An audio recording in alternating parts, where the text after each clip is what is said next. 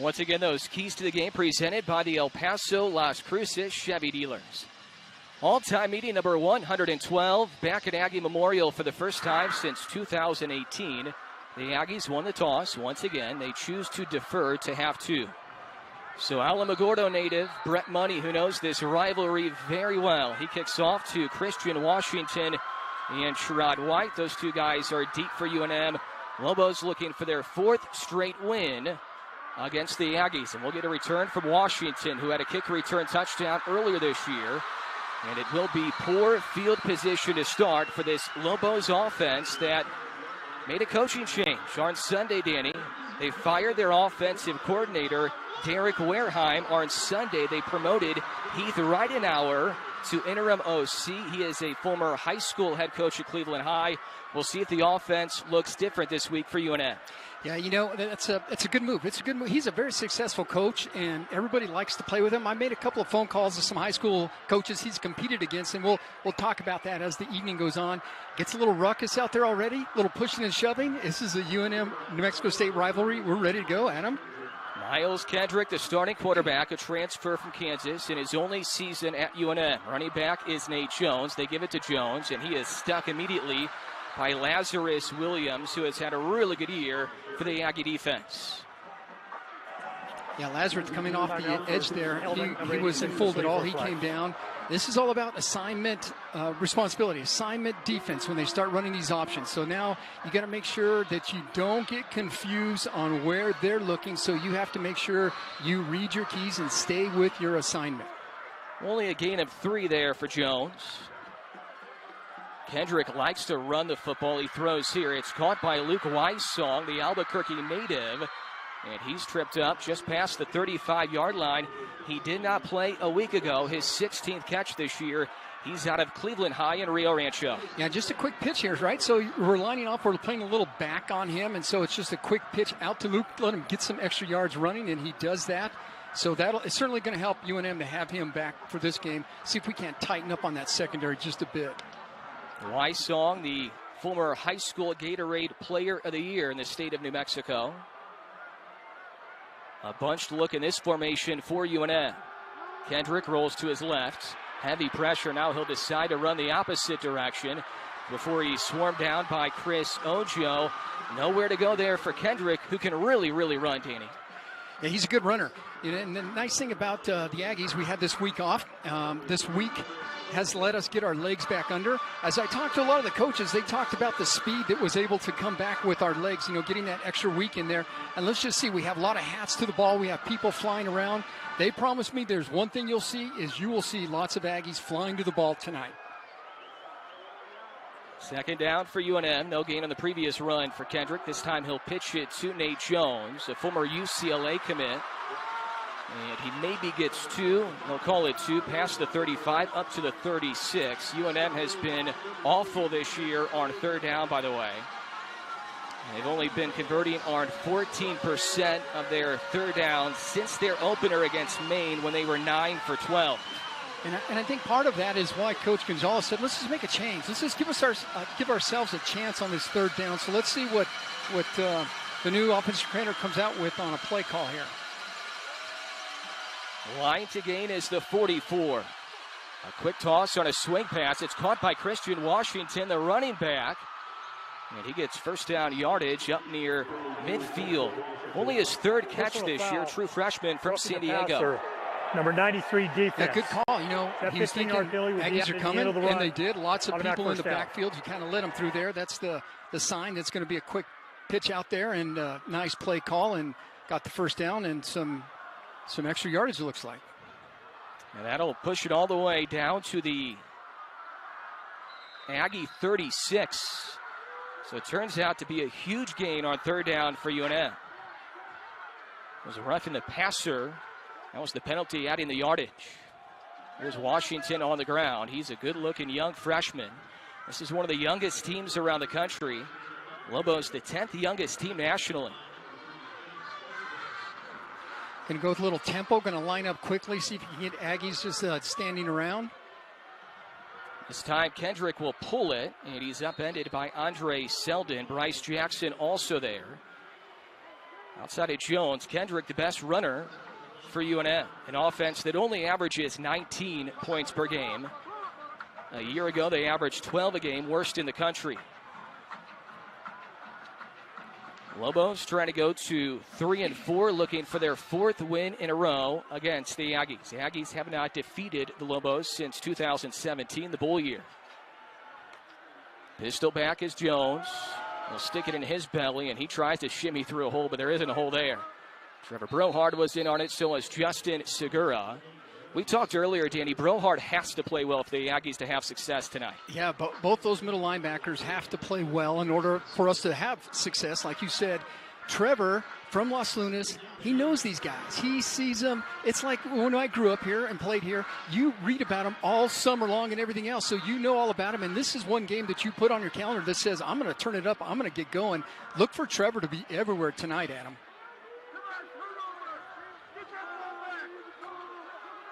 Deep back is Jones again. They toss it to him, nowhere to go. Linwood Crump, the transfer from Colorado State, was all over it. Man, that's a good read right there, and he just sniffed it out, came screaming into the backfield. I spoke with Coach Odom, who's the defensive back coach, and we talked about this offense that UNM has, and he says, we have to read our keys, watch the eyes, and when we see it, we have to get there and make a play. I think he saw it, and he did make a play. That was a great job by Linwood right there. 3rd down and long for Kendrick and the UNM offense. Out of Morgan Hill, California, played 3 years at Kansas, made 4 starts for the Jayhawks. We should know, too, the Lobos have had a ton of issues in the kicking game recently. The Aggies will try to stop them on 3rd and long. Kendrick gets loose. He gets just past the original line of scrimmage, but it's going to lead up to 4th down for UNM. Yeah, for a minute there, I thought he was going to break containment and be a jailbreak in the wide open there. Lots of blitzes here. You see the stunts, have a little loop up front there. Chris Ojo chasing along with the rest of the guys there. I think we have Bryce Jackson finishing off that tackle. This is a 44-yarder for Luke Drzewicki. He's only attempted 3 field goals this year. He is 1 for 3. The kick is away, and it is good. We didn't know if it was going to be George Steinkamp, who's attempted 7 field goals, or Drzewicki, who's only attempted 3. But it's Drzewicki who makes just his 2nd field goal this year. So that's a good sign for Danny Gonzalez and the Lobos, getting points on the board and maybe fixing some of those issues in their kicking game. Yeah, part of what the Lobos have run into is that a few games, Adam, as we've talked about before, is that they've been up. That's not the problem. The problem is how do they continue on there? So, this is now it's the Aggies' turn to get in there and see if they can't put some points on the board.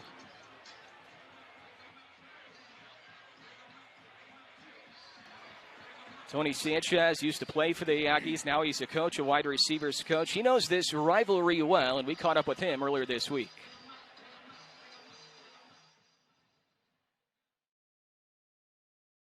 There's no doubt about it. I mean, obviously, with the new staff, it's teaching the staff about it, teaching, everybody off the field about it. And then, the kids that have been here, they know about it. But then there's a lot of new faces around here, and they need to understand the importance of it. So, at the end of the day, you can't ever be over the top about any one game because you got to go out and you got to execute. But there should be a fire inside of you that brings out a little bit more in those big rivalry games.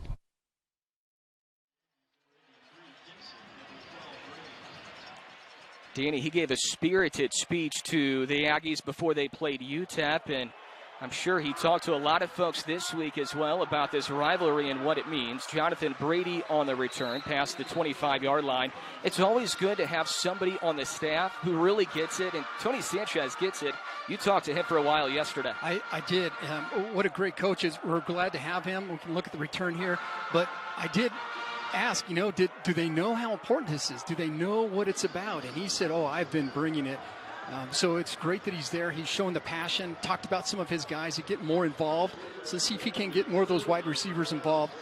But a good guy to have on our staff. He has run into this defense, of course, when he was at UNLV. So we shared some thoughts there we can talk about later as well. Gavin Franks, the starting quarterback once again. His 4th start, his 3rd in a row.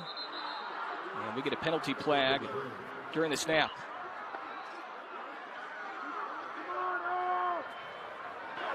False start. 78 offense. 5-yard penalty. Remains first down. That's on Gabriel Preciado, left tackle from Imperial Beach, California, redshirt senior.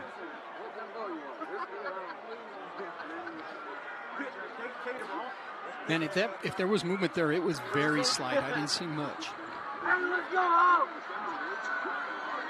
So that pushes back the Aggies. First down and 15. In the backfield with Frakes is Jamani Jones. Now he motions to Gavin's left. Frakes will roll left. He pumps. He tosses. He has Solar Scone who makes the catch.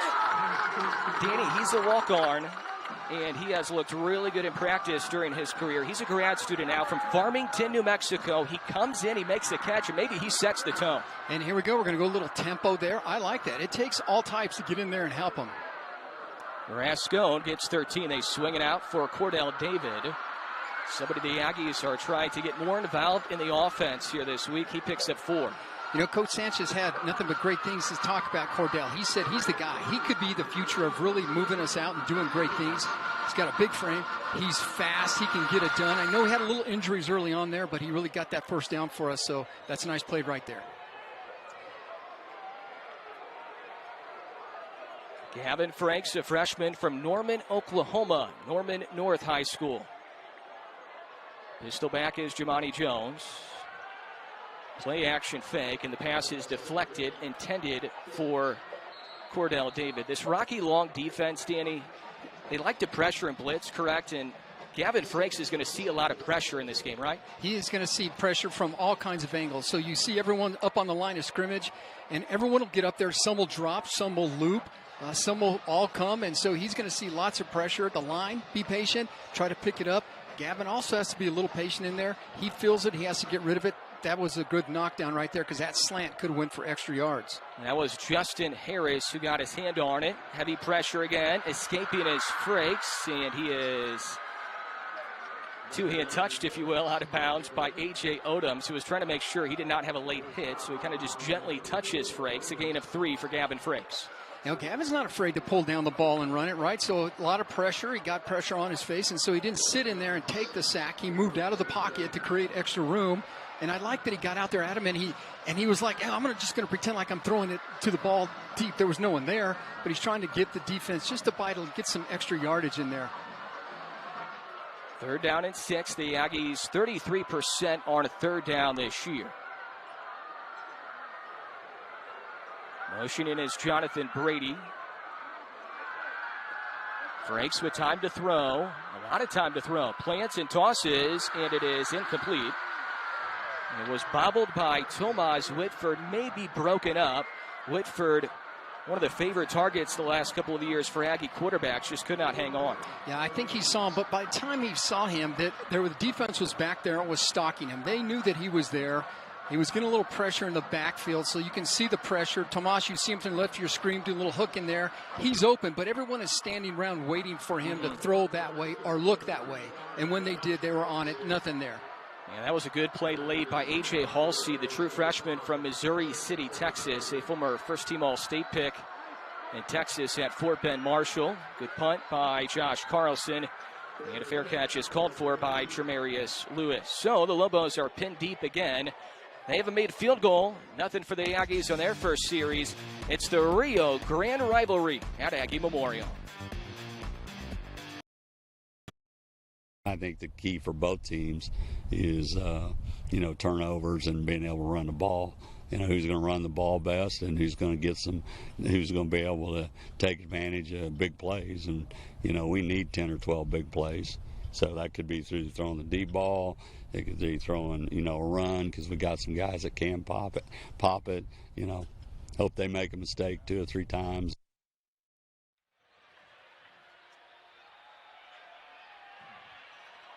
Lobos rotating quarterbacks for the 3rd straight game. It was Justin Holliday at quarterback. An option pitch to Sherrod White goes nowhere. Now Holliday will head off, and we'll get Miles Kendrick back in the game. I seen an official over there had to grab a couple of Aggies, a couple of players because it gets a little chippy. And that's all the games that I played in against UNM and UTEP. It's always chippy because the importance of the game. But you got to keep it composed somewhat. So you don't want a silly penalty, right? Because that really takes you out of it. 2 weeks ago, C.J. Montez had some action at quarterback along with Kendrick, and last week it was Holiday. It's Holiday early who gets a snap, and now Kendrick is back in. He fakes to his right, he looks downfield, then he runs. And he's taken down by Chris Ojo, finished off by Trevor Brohard. No gain on the play, but a flag is down. Well, we see a lot of this anymore, right? So trying to get it out quickly. No one there. Everyone was covered, and so lots of hats to the ball. And I don't know if they got someone coming in flying head down, or let's see what they have.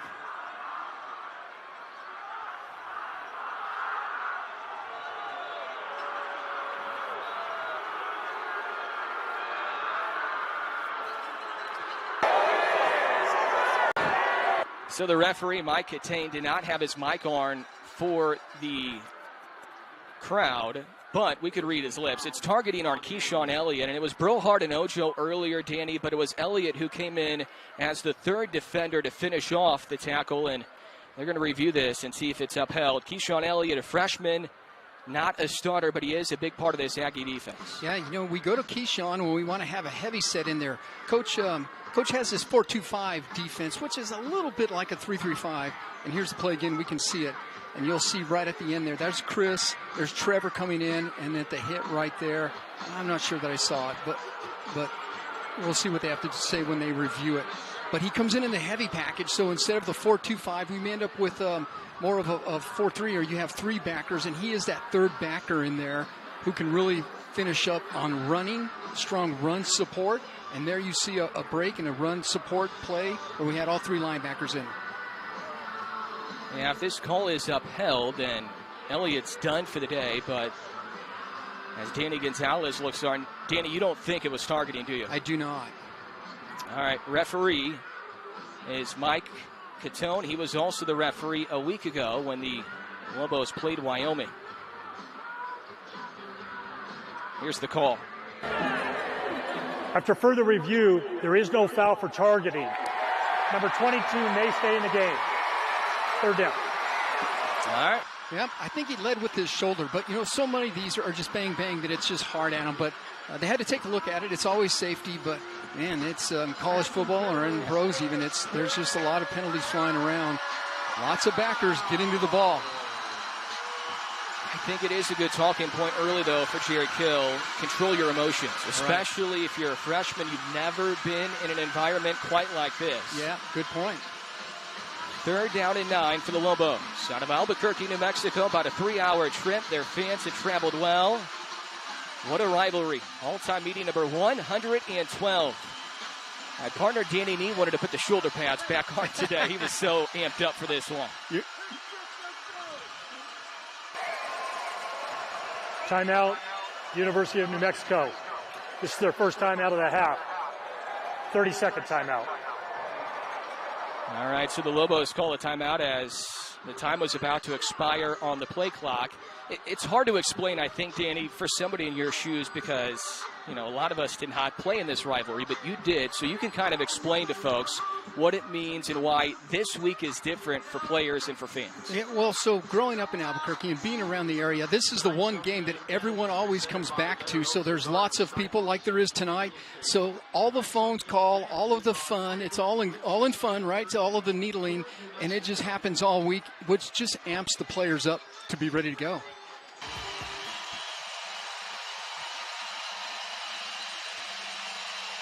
Third and 9 for UNN. Kendrick throws, and it's incomplete. Broken up by Mekhi Miller, who's had a good first year in this program, a transfer from Miami, Ohio. Boy, Mekhi was really with him the whole time, and I think there was just one guy they had eyes for in the pattern who was coming in with a little skinny post or a seam route in there, and Mekhi was just on him right there and jumped over there, got that left arm in there to break it up. Nice play. So the Lobos will have to punt. The first punt for Aaron Rodriguez, who leads the country in punts. He's averaging 7 per game. He had 7 a week ago in a loss against Wyoming in Albuquerque. Rodriguez, a transfer from Mizzou. Rodriguez will get it away. This is Lawrence Dixon who calls for a fair catch and handles at the 39-yard line. So we'll step aside here late in quarter one. 3-0 Lobos. A 45-yard boot for Rodriguez in the Rio Grande rivalry. Of course, the Lobos have longtime head coach Rocky Long on their staff as their defensive coordinator. Played QB at UNM 50-plus years ago. Was the head coach at UNM. Won a school record 65 games, late 90s, and then through 08. Then he went to San Diego State. Both coaching staffs very, very good, and they understand this rivalry at a high level, too. Gavin Frakes back to work for the Aggie offense with under 6 left here in the opening quarter. This is possession number 2 for the Aggie offense. They had a punt on their first possession. First carry for Star Thomas, who 2 games ago ran for 144 against Hawaii, but he was really held in check 2 weeks ago against FIU. So we're going to give it up the middle. We're going to try to establish the run there. Watch how fast the hole closes. UNM, like New Mexico State, they're very fast at closing to the ball. In this case, there was a hole created, but it closed in a hurry as they shut it down from the second level in a matter of seconds. Aggies will use 3 or 4 running backs, Jones, Thomas, Watkins, and then sometimes Tim Gans. And this play is botched, and Gavin Frakes is lucky that the ball didn't pop loose. A loss on the play for Frakes in the Aggie offense. Flag does come in, though, on the far side of the field. Offside, number 44 defense. Wow. 5-yard penalty, remains second down. Yeah, sometimes you wonder how they get the big jump and fast jump. Well, if they jump a little bit, then they're able to get in the backfield because that play was going nowhere. He blew it up before it even had time to establish, but he got a little jump to it, so that'll cost him, and we'll do it again. And it shows you, too, how much pressure this Lobo defense shows. That's a linebacker, Rico Hanna, who's called for offside. 6th year collegiately. He's been at UNM since 2019, senior from Alabama. So the Aggie offense catches a break. Second down now and 4 yards to go. They fake it to Thomas. Heavy front side pressure. Caught by the freshman Trevor Stevens. His first collegiate catch. And he rumbles inside the red zone. The young man from Lubbock. A big play in the rivalry. Coronado High School checking in from Lubbock, Texas. Love it. This little dragon here. So this is the tight end play is really what Wyoming burnt UNM last week on. Same thing here. So they spun out a little bootleg. He sneaks Trevor into the flats and dumps it to him in space, and he just gets some extra yardage, and boy, he's fired up. Holding, number 85 of the offense. 10-yard penalty. The result of the play is a first down. Well, Danny, that is a tight end who's called for a hold, and it's a tight end who made the catch. Whitford called for the hold, and Stevens made the catch.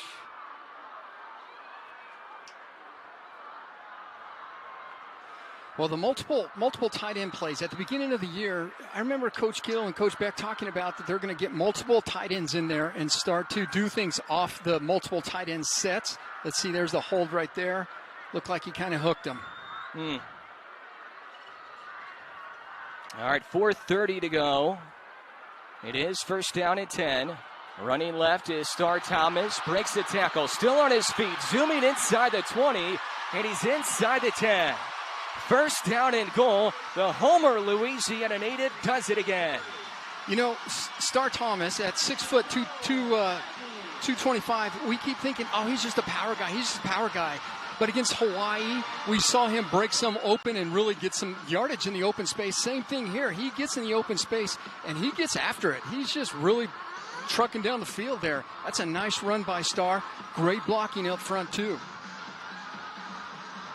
37-yard explosion for Thomas, and the play is blown dead.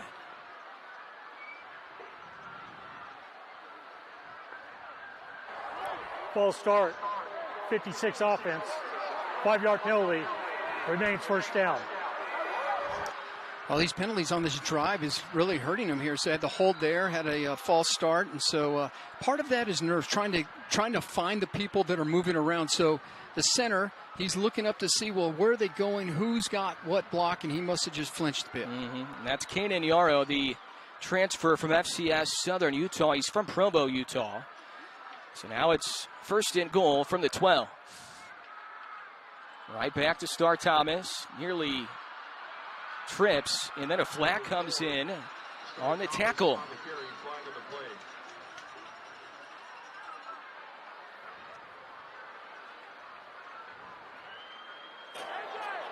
Holding. Number 88, offense. 10-yard penalty. Remains first down. Thomas was having issues trying to stay on his feet, and then Trevor Stevens, who had the big catch and run earlier, is called here for the hold. You see it right there on the right part of your screen right there where he gets his arm across the middle there and spins him, and that's a hold. And so that's too bad. But Starr wasn't going anywhere. He just couldn't get his feet to begin with. It looked like a funny play, just couldn't get going. But puts us in a hole. Yeah, now the Aggies are pushed back all the way to the 22-yard line. 2 running backs set here. Third penalty on the drive. Watkins in the backfield. So is Jamani Jones. They fake it to Jones. Front side pressure. Franks will throw. And it's caught. Amante Watkins. Touchdown Aggies. Well, Adam, before the game started, you talked about, gosh, where's Amante? We got to get him in the game. It's just amazing how you do that sometimes. And here he is. Gets out of the backfield. We lose track. He's a trackster. He's a speedster. And they find him in the open. But I like Gavin's patience in there. He's going to take a pop because they're coming. But Amante gets out of the backfield, right down the field. Gavin takes his time, takes a little pressure, and nice throw. Point after from Alamogordo native Brett Money out of the hold of Josh Carlson to try to make it 7-3. And the kick is good. Well, Amante Watkins did not have a touch 2 weeks ago in the most recent game against FIU. They wanted to get him involved in the offense here today. He catches his first touchdown of the year, his third touchdown overall in the previous 4. Aggies lead in quarter 1. And here it is right here. Lots of pressure, sneaks him out of the backfield, and he just turns around there. Keep your eye on the ball, bring it in. Nicely done.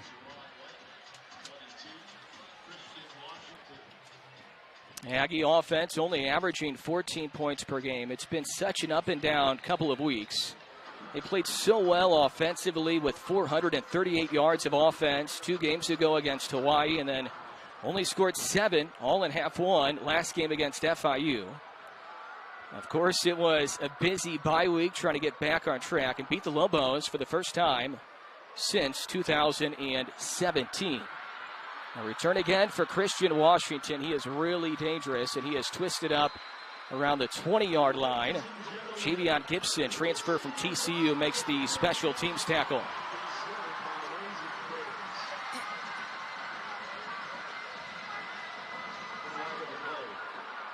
Another flag is down. This one has been full of laundry. Personal foul, face mask. 7 of the kicking team. That 15-yard penalty will be added to the end of the run. Right. First down. It's a lot of penalties. I don't know if that's like 6 or something already, and some of these big ones, those 15-yarders hurt as well. One of the things Jerry Kill, the man right there, talked about this week is turnovers, penalties. I mean, those are 2 parts of any ball game, but especially a rivalry game. You want to win the turnover battle, and you want to limit penalties. And right now, the Aggies have not done that. There's Nate Jones, and he somersaults up past the 40, up to the 41-yard line. Lobos will use a number of running backs: Jones, Sherrod White, Christian Washington, and Jaden Hullaby. A gain of 7 for Jones out of Bellflower, California. Number 6, Cyrus Dumas in on that tackle. I just like the way he closes. He sees it, his eyes are in the right spot, and when he recognizes it, he's got great closing speed.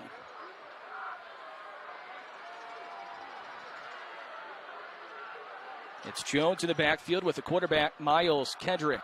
Right back to Jones, and he has enough for the first down. Inside the 45, down to the 44. Gain of 6 for Jones. This one's chippy down there, Danny. My goodness. There's a lot of lecturing going on, isn't there? It was the Aggies last time, so now we got to get equal time, and got a couple low offensive linemen who don't want to get up so fast. And hey, it matters a lot. It's everything's all out. Final minute 45 here in the opening quarter. The Aggies won the toss. They chose to defer, so UNM got the ball first.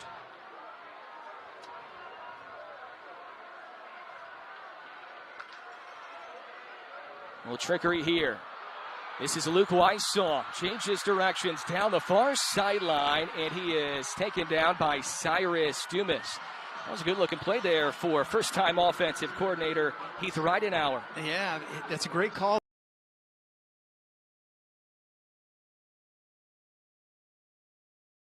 by Coach. Certainly, I think that if we look at this, it looked like someone got held as he's coming around there. See that right there? But they didn't call it. Officials right there. So great, big, long play that really pushes him down into Aggie territory. Gain of 33 for Weissong, who's a speedster, former high school Gatorade Player of the Year in track, in addition to football in New Mexico. Christian Washington, the freshman from San Diego once again. Final minute here in the first quarter.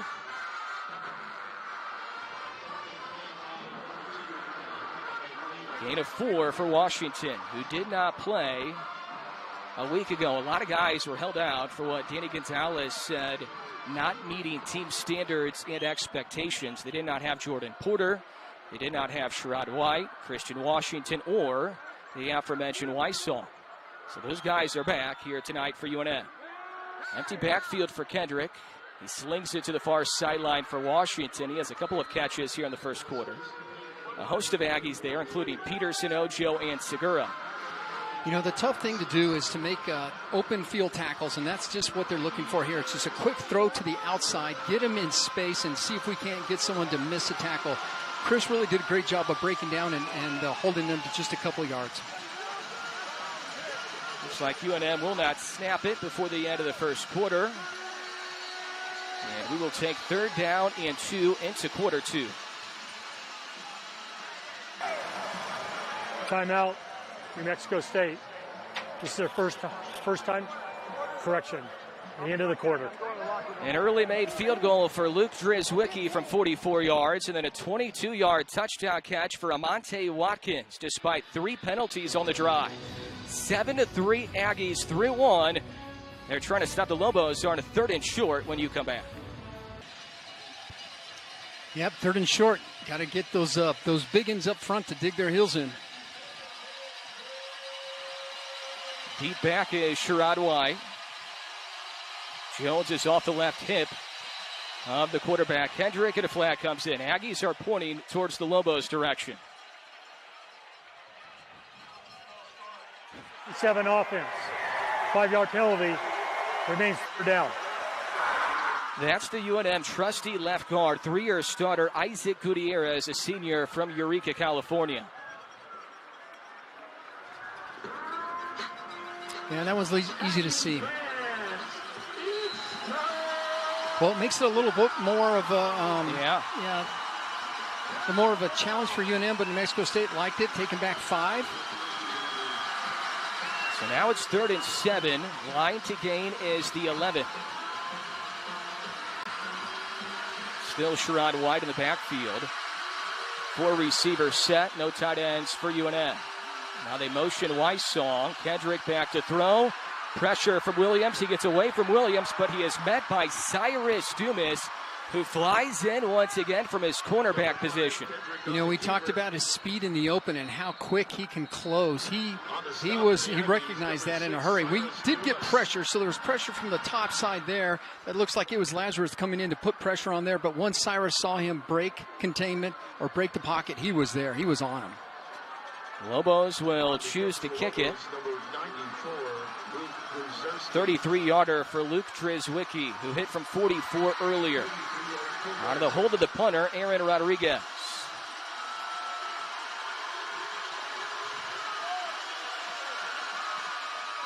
The kick is away, and it is good. So Drizwicki, who had only attempted 3 field goals the entire year, his lone make previously was from 37. He's 2 for 2, and he's stepping up big here, Danny, for UNM in this rivalry.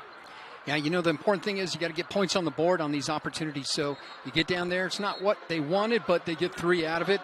It's a good stop by the Aggies, right? So digging their heels in there, really playing solid defense.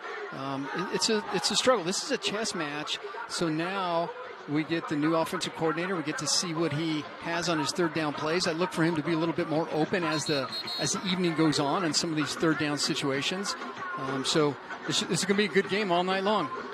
Danny, this Aggie defense led by very young defensive coordinator Nate Dreiling, who's only 31. He's the second youngest DC at the FBS level.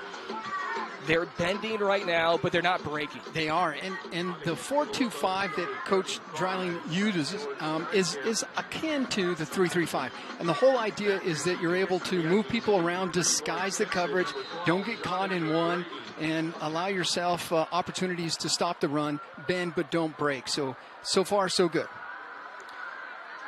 George Steinkamp will handle the kickoff here for UNM. He's one of 2 kickers the Lobos will use. Lawrence Dixon back deep, and so is Jonathan Brady, and it's kicked in his direction. Brady will take a knee, and the Aggies will have it at the 25-yard line. Things always get extra chippy during kickoffs. That's no secret, whether it's a rivalry or not. Lobos 2-4, Aggies are 1-5. The Aggies coming off a bye week, so they should be fresh. Jerry Kill felt like the Aggies were moving 6 times better, he said, the previous week, because they finally got a rest, and they've been playing, Danny, since week 0, so they really needed that bye week. Right. It's a halfway point of the season, too. It's a good time to just reflect on what do we have, what do we got to clean up, what do we need to change. Gavin Frakes making his 4th start during his freshman year. Flat comes in. He's had to run a lot. Heavy pressure from this Rocky Long 3-3-5 Lobo defense, and we'll see what the flag is about here on first down. Tackle made by number 9 for the Lobos. Reed, flag of the play.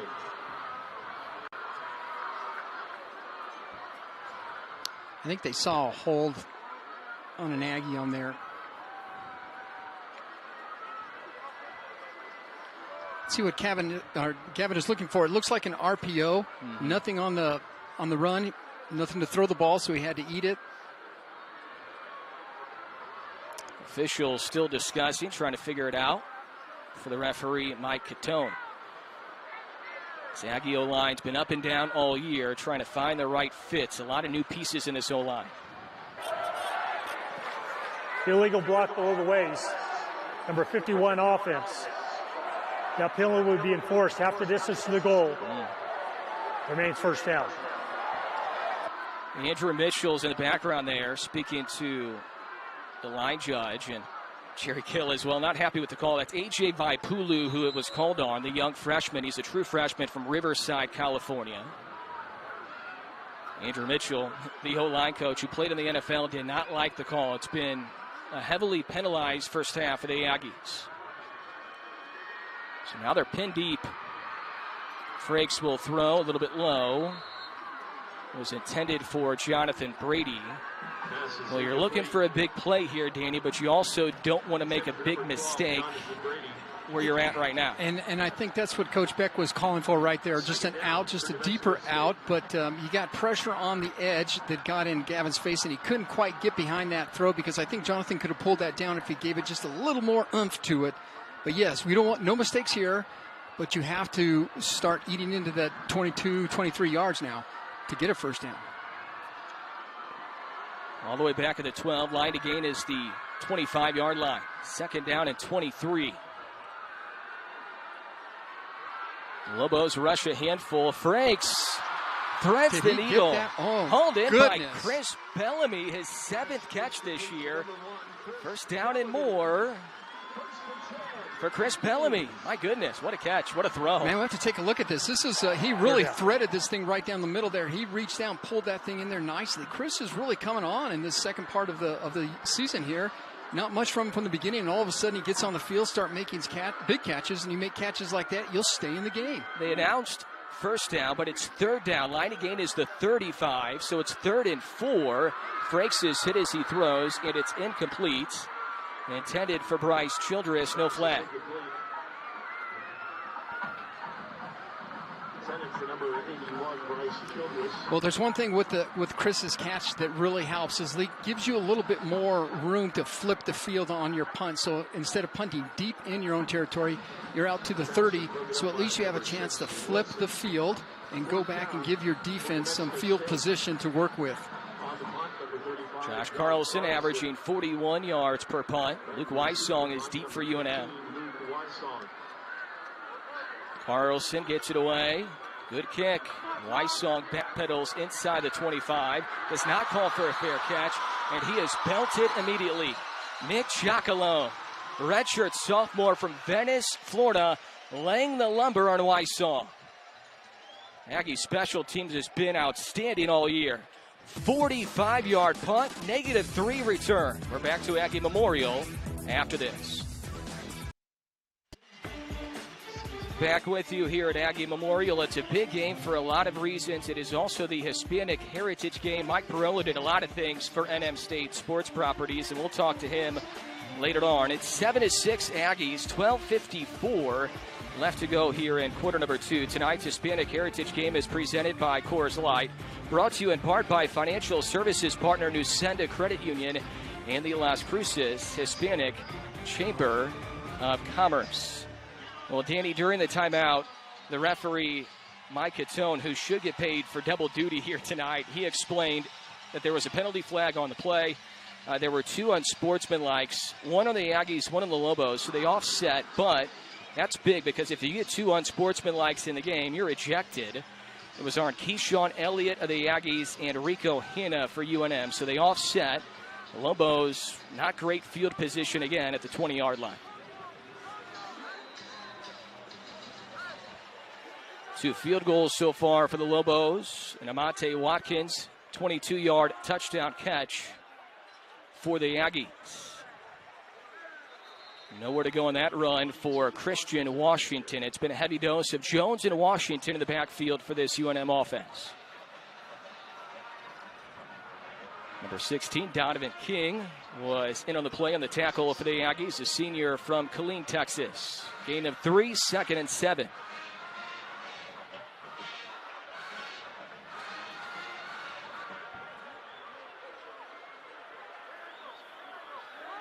Miles Kendrick, the quarterback for UNM. Heavy pressure here. Gets it out quickly for Weissong. Yards after the catch. Boy, can he fly. He's got wheels, and they dumped it out there quickly. We came into the backfield, and in doing so, we left him out to get outside, and there's only one person left to try to make the tackle to slow it down. These are the one plays that kind of make it hard on the defense. So you do good at hold them, and all of a sudden you lose containment. You lose someone coming out of a wheel route out of the backfield and picks up some extra yards. And we don't want to let that guy loose because he can run for sure. Catch and run of 16 for Weissong. Sophomore from Rio Rancho, went to Cleveland High. Kendrick gets it out quickly again. Catch is made by Andrew Erickson. He had a big touchdown catch against the Aggies a year ago, and a flag comes in late after a gain of 5.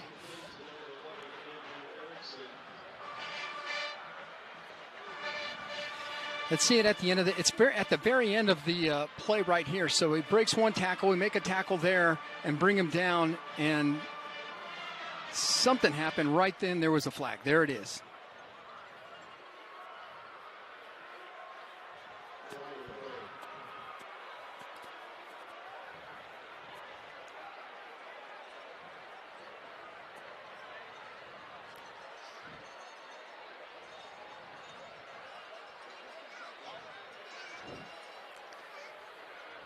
Still waiting for Mike Catone. Here he is. Ineligible downfield.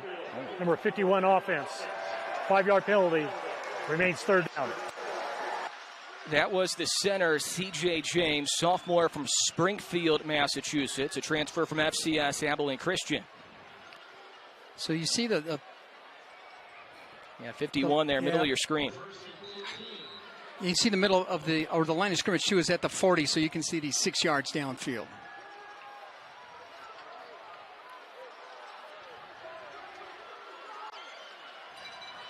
Pistol back Jones. They fake the toss to him. Low throw intended for Weissong. Justin Segura was all over Miles Kendrick, who is getting the ball out quickly, but that one was a little too quick. It's a nice play, interesting play. So you go back, and it's almost like a reverse or a counter option, if you will. So fake one way, you're going to pitch. No, you're going to come back, and you're going to dump it underneath, and it almost like a tunnel screen through there. But I think there were some Aggies there and he just had to throw the ball and get rid of it. Second down and long, second down and 15 for UNM. They made a coaching change at offensive coordinator on Sunday. They've kicked a couple of field goals, but no touchdowns yet. They trail by a point. Brohard chasing Kendrick, and he trips him up. The native of Los Lunas, he knows this rivalry as well as anybody. He gets to Kendrick. Man, Trevor can fly. There's no doubt about it. We've seen him in some big games, too, where some big teams, and he has just flown from sidelines to sideline. And here's in the middle of the field, so let's just take a look at him right there. It's a nothing to do with the ball, broken play. He's trying to get outside the pocket, and Trevor spies him and just uses his speed and shuts him down, and it's you all day long with the locks and all flowing. Way to go, Trevor.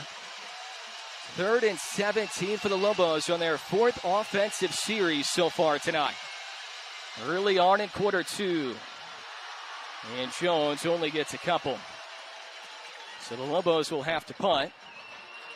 Once again, bend, but do not break, Danny. Coach Darling has done a job. Timeout for injury. Got someone down. And we have an injury timeout on the field. That's the center, C.J. James, who was called for the penalty moments ago.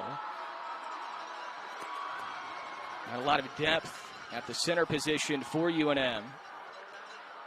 They've been dealing with a bunch of injuries in the previous week or so, mainly on defense, though. They're without their middle linebacker, Alec Marenko. They're without their starting 4-year starter cornerback, Dante Martin. Ray Leotelli, who's been a really good linebacker for them, he's also out. So they're dealing with injuries, mainly on defense. And the center, James, goes down here. You know, that's what usually happens is you get rolled up on from the back, and it's not necessarily, it could be your own player, but it could be a lot of things, but it's usually you don't even know what happens and someone rolls up on your ankle. Now their backup center is Ratson Jang, a senior from Honolulu who also plays some tight end. So he has 2 different jersey numbers, 55 and 88. So we'll see if it's Jang who comes in or if Isaac Gutierrez slides over from left guard, which is likely the scenario here. You know, trying to check out Coach Reinhardt and what his new offensive philosophy could be. I spoke with a player that my son Colin, he played for at La Cueva, coach back there at La Cueva, and said, well, tell me about Coach Heath. Tell me about what he's like. Tell me about what you see. And he had nothing but positive things to say. Great record. Kids love to play for him, so I'm sure he's going to do quite well in trying to get his mark set for the UNM offense. Aaron Rodriguez will punt, gets it away to Lawrence Dixon, the redshirt senior. He muffed it. Malachi McLean is down there. It's only McLean and Dixon. There's 4 Lobos. And there's a big pile.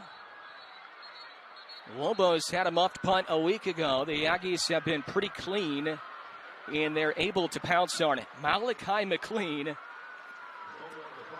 the freshman from Manville, Texas, saves the day. Holy smokes. Man, Malachi says, I got you on this one.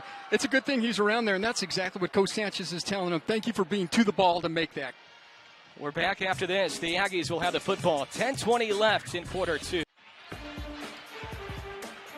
7-6 Aggies on Hispanic Heritage Night. So much going on earlier tonight during the Fan Fiesta, which took place about 4 hours before kickoff.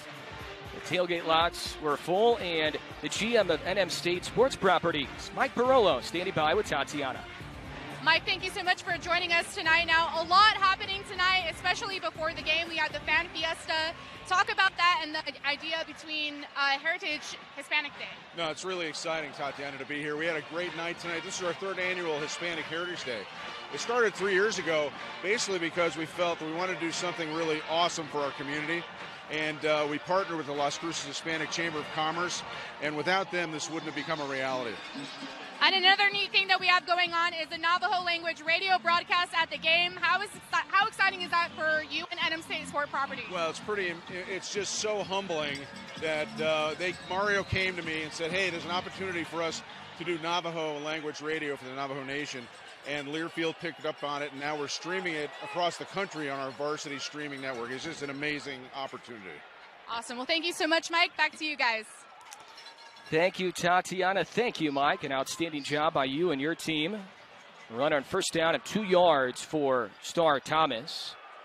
Well, hurry up for the Aggies. Thomas navigates his way past the 25, up near the sticks. He's going to be marked down at the 27. He gets 7. Looks like he's a yard shy of a first down. So go a little tempo. He's going to go quick. It's the same type of play, same area, same everything, and poured it in there and got some extra yards.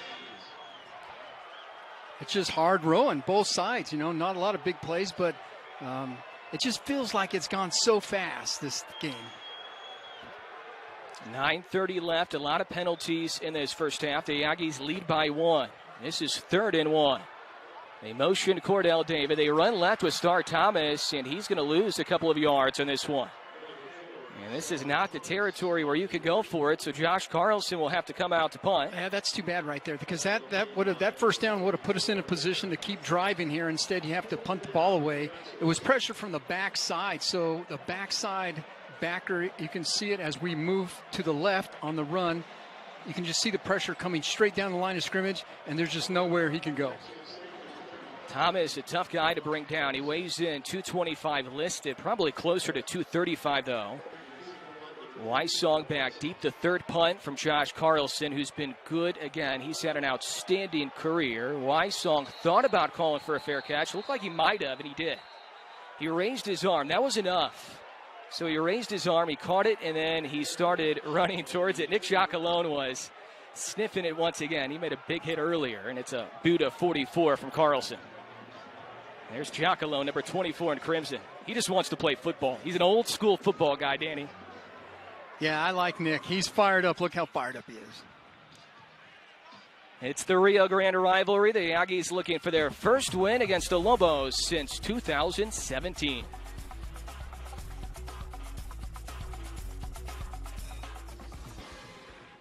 For 21, and the Aggies fell 42-25. Guess what? We have a flag again. My goodness.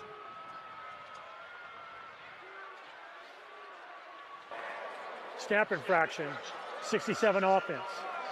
5-yard penalty, remains first down. Well, this will be interesting to follow, Danny, because that's on Isaac Gutierrez, and like we thought, he slides over from left guard to center with the injury to C.J. James. So we'll see how the Lobos navigate this with their center out and Gutierrez now snapping the football. Yeah, that's a tough position to replace. So it's a 5-yard penalty for Miles Kendrick in this Lobo offense. Pass is almost intercepted. J.J. Derville breaks it up. The backup free safety from Naples, Florida. In talking with the Aggie secondary and defensive back coaches, the one thing they said is we use a lot of guys, and so they do go deep. So here you get back up to the free safety, and you have a lot of people on the field, and their whole philosophy is that by playing a lot of people, that you're always trying to up your game so the guy behind you doesn't take your position permanently, and it creates this competition, but it makes them better. I like the philosophy. The previous pass was intended for Luke Wysong. This pass is caught. That's Wysong. He's been busy. His 17th catch this year. Young man once again from Rio Rancho. And that's Andre Selden. So we get more defensive backs in the game here. So great job.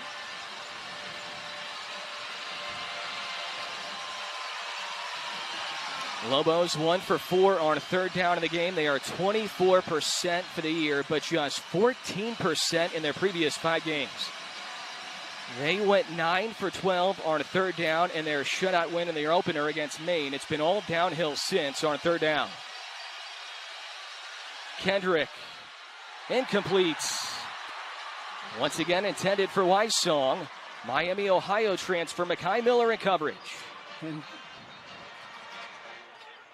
we got an Aggie that's down there. We brought pressure, so lots of pressure. Got a delayed blitz as well as just an all-out blitz up front there. A dragging route underneath, and there was just not a lot to be had there. So now the Lobos are 1 for 5 on third down as their third down struggles continue. That is Lazarick Bailey, sophomore defensive end from Aubrey, Texas. Foul, roughing the passer, number 10 in the defense. 15-yard penalty, automatic first down. That's incredible. So roughing the passer called on Lazarus Williams, and that will continue this drive for UNM. 15 yards, automatic first down. That's Coach Stryling right there that he walks past. I'm sure they had a couple words, but Lazarus' motor's been full speed, and so he's going to speak with Coach Kill right there, but there it is right there. The hard part there, Danny, if you're rushing, the quarterback is trying to stop your movement going towards him. Yeah. Either way, you need to find a way, and the Aggies have been penalized a bunch here in the first half. 8 penalties, 86 yards, and that will not make that man happy, Jerry Kill.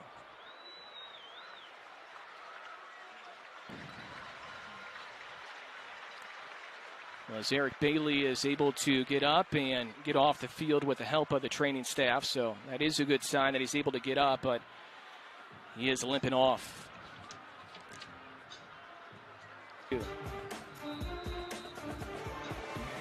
So the ball now for the Lobos at the 46. Instead of punting, it's first down and 10. Holiday, the quarterback, he hands it off to his running back. That is Hullaby, transfer from Texas. Jaden Hullaby from Dallas. Gains 4.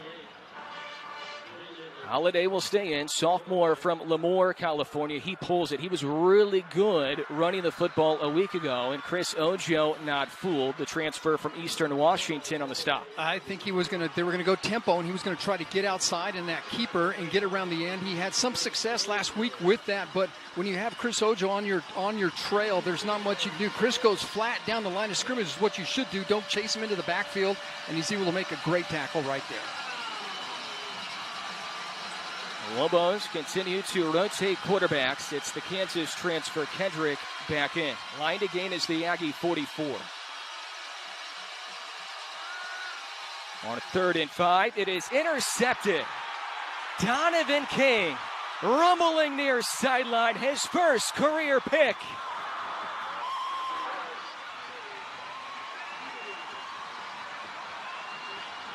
Adam, there was a couple things before the game. You said, hey, we need to get Monty in there. We've got to figure out a way. I wonder if he can get in there somehow. He scores. The other thing you said is we need more interceptions. I agree. We need more interceptions. We have 1. Now we have 2. That's Donovan King in coverage right there.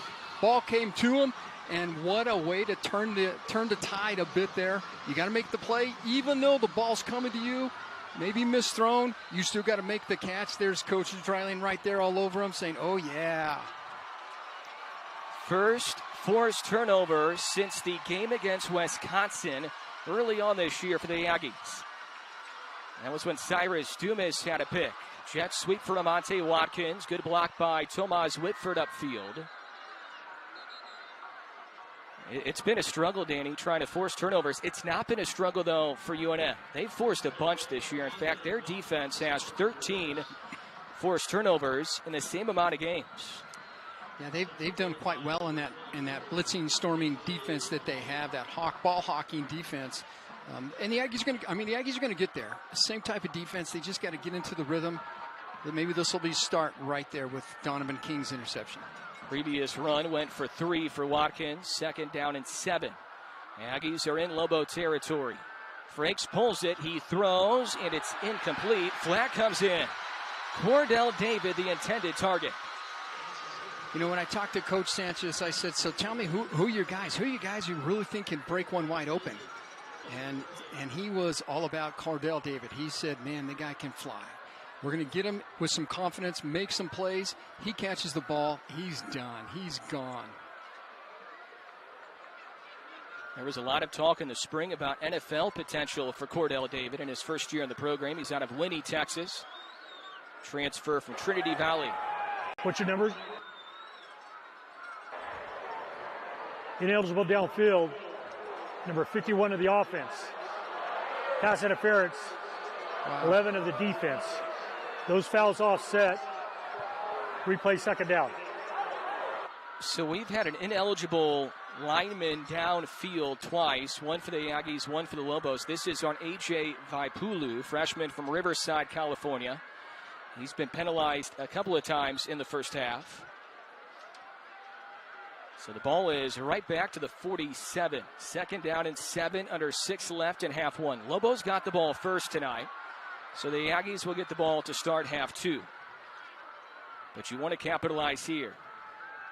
Rolling right is Frakes. Throws it near side.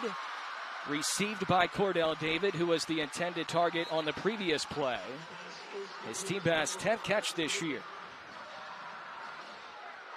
Nice play right there. So up on the line of scrimmage, UNM bringing the blitz, bringing some stunts, lots of pressure. So he's going to roll out. You have a tight end that stays in, tries to get an extra block in there, actually running back. Get the ball to Cordell, let him get the first down. See if he can't get some extra yardage breaking those. The speed of him and Justice is really we want to see in the open field. He needed 7. He got 8. A first down for the Aggies. 1st and 10. Here's Jimani Jones, who shimmies up to the 34.5-yard line. He gets 4 yards on the carry. It is really hard, Danny, to run the football against a Rocky Long 3-3-5 defense. It's tough. They pack that inside in there. They got 3 down, but you're 3 behind, and the 5 comes stepping up in there. So you end up with a 6-man, 7-man front in the box there, and it makes it hard to get those extra yardage. Pistol back is Jones. Tight end to the right is Eric Marsh. Handoff goes to Jones. Good run by Jimani Jones, and he has the first down. He's down to the 27. He gets 7. It's a cat and mouse thing. So this time they stay in their standard base defense and don't bring any blitz in there. They're staying back a bit, looking for something on the edge. And this time it's a give to straight up the middle there. So that's why he was able to get some extra yardage in there. So now Jerry Kill and offensive coordinator Tim Beck will stick with Jimani Jones in the backfield.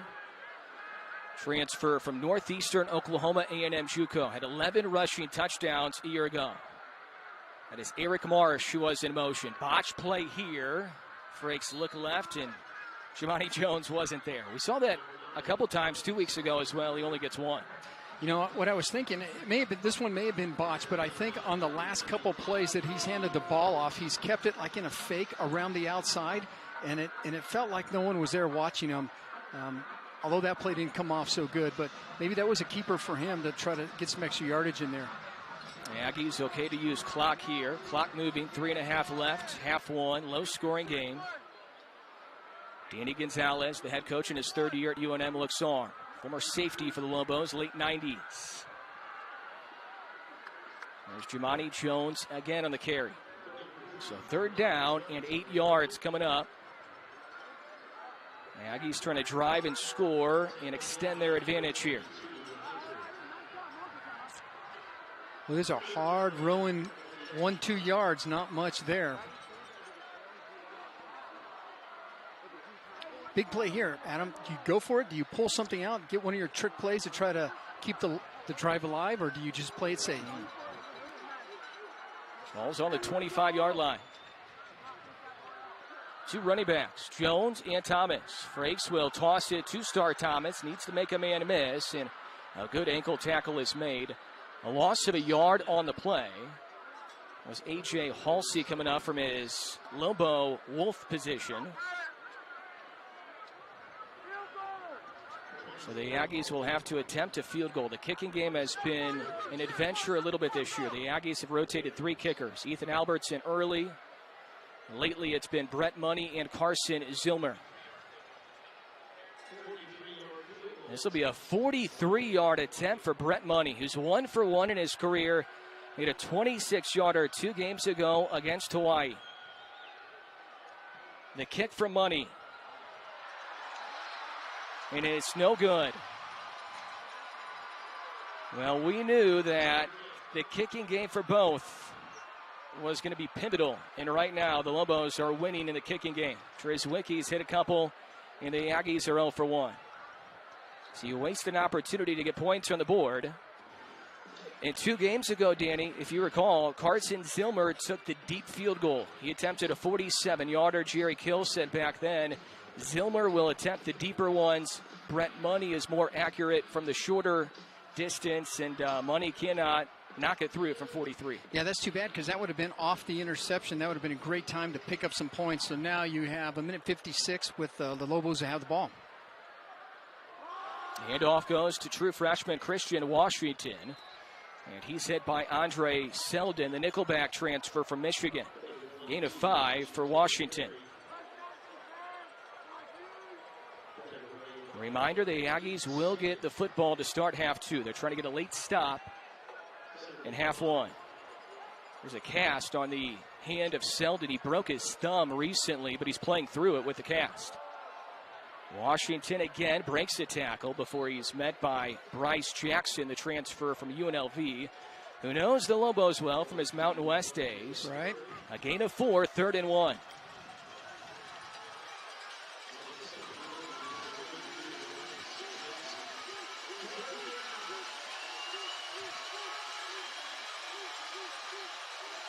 Nowhere to go for Washington. It's going to depend on the spot. I think so, too. I think it was bring them all. And it looks like they're going to spot it a yard shy, so no gain. And it appears, unless they take a look, the spot when they planted the football was a little bit better, but I think it's 4th and inches. It is just shy of that 36-yard line. So 4th and inches, we'll see if the Lobos go for it. You can see the defense right there. Every gap filled. We have backers filling inside there. And UNM's keeping their offense on the field. They're going to let it. They're going to let the clock run here. Down, yeah. So the clock's moving, and the play clock will expire, or they're going to take a timeout. They're going to take a timeout. Timeout, University of New Mexico. This is their second timeout of the half. 30-second timeout. So the Lobos will take a timeout. I would assume probably they'll punt here, but we'll see. I mean, there's 13 seconds left, so. You know what's incredible as they're clock coming operator, off. please put 18 seconds on the clock. 1-8. As they're coming off the field, you can see the players jawing at each other. So it's been a battle, 7-6, lots of penalties, really a sloppy game. But, you know, for the first part, I'll say, okay, fine. You get your nerves, you got jumped a little bit, okay, fine. But after that, it's kind of got a little sloppy. But 7-6, it's a battle. I think it might be the way the two head coaches want it. Yeah. Danny Gonzalez is okay with that. Jerry Kill wants to mud the game up a little bit and have a chance to win it in the 4th. Aaron Rodriguez will punt for UNF. Need to be careful here. Rodriguez gets it away. Lawrence Dixon backpedals around the 20. Will get a return. And the Aggies will have 8 seconds left. And I don't think they're going to do anything with it, Danny. Yeah, I don't think so. I think this isn't the time. I think this is you get back in there and you clean up on the penalties, first of all, and figure out what do we need to do. A couple of made field goals for Luke Drizwicki, 44-yarder in the first quarter, 33-yarder in the second quarter. Lone touchdown in the first half, a 22-yard touchdown catch by Amante Watkins. And the Aggies will take a knee. They will get the ball to start half 2. So we head to halftime. Just an old-fashioned defensive, grind-it-out Rio Grande rivalry matchup. The first game for Jerry Kill against the Lobos. And he likes these kind of football games. These are the games he won at Minnesota, Northern Illinois, Southern Illinois. The old ball coach is just fine with this one. 7-6 in front of a packed house. Halftime activities coming your way next. Lobos are looking to make it 4 straight wins against the Aggies as we start half number 2. Picked up by Jonathan Brady, the freshman out of Vegas. Down the far sideline, breaks the tackle, and it's a big return for the speedster out of Vegas. We know he can move, and he took that ball and fantastic. You know, they let it bounce around a little bit, and I'm thinking, just pick up the ball. Someone just grab the ball. He did, and went forward, then broke to the right. So here it is. Here it's bouncing around. It's like, okay, get it. You go up, and then you break out because everyone comes down. And so that's just one slow someone that slowed him down. Otherwise, Jonathan Brady would have taken that to the house. That's a nice job right there to start the Aggies in great field position. Gavin Frakes, 6 for 10. No mistakes in half one. 86 yards passing, 1 touchdown, no picks. Team high 40 rushing yards, 37 on 1 carry for Star Thomas. Freshman tight end Trevor Stevens was in motion. They run it with Jamani Jones, who was held in check in the first half. In the first half, only 3 carries for 12 yards. He picks up 4 on this first down run.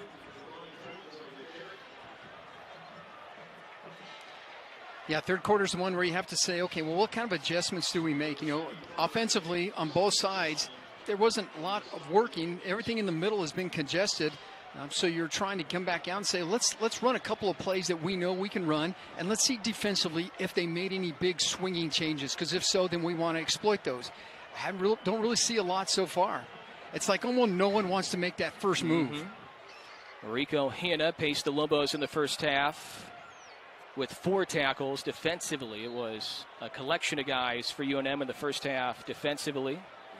Once again, they're missing some guys right now due to injury. Alec Marenko is out, middle linebacker. Linebacker Ray Leotelli's out. Dante Martin, 4-year starter at cornerback, he's out. 3rd down and 6 coming up for the Aggies against this tough Lobo defense that only gives up 23 points per game. Danny Gonzalez, their 3rd-year head coach, a defensive-minded head coach. Aggies really struggling on 3rd down in the game. Now it's Jones to the left of Frakes. Here comes pressure from Cody Moon. A high throw intended for Bryce Childress is incomplete. So the Aggies waste the good return to start the half by Jonathan Brady. And this offense, which sputtered 2 weeks ago against FIU, continues to sputter.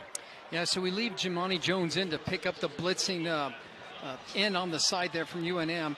And Frakes just couldn't get set. He couldn't really look like he had his feet set, and he let it go, and it just sailed a little bit and couldn't get down to make the catch. And now the wind is a factor a little bit. It's a little breezy now. Josh Carlson will have the wind behind him as he boots it away. Barely gets it off. Luke Weissong kind of leaps a little bit as he makes the fair catch at the 11-yard line. Aggie defense got the interception from Donovan King in that first half, his first career pick. That was a 40-yard punt by Carlson. Poor field position again for UNM. So one of those keys, Danny, for Jerry Kill was win the turnover battle. And right now the Aggies are. They haven't committed any, and they have forced 1. Miles Kendrick, the quarterback, senior from Morgan Hill, California. Running back straight up the gut is Nate Jones, nowhere to go. Late flag. There's some pulling and some tugging.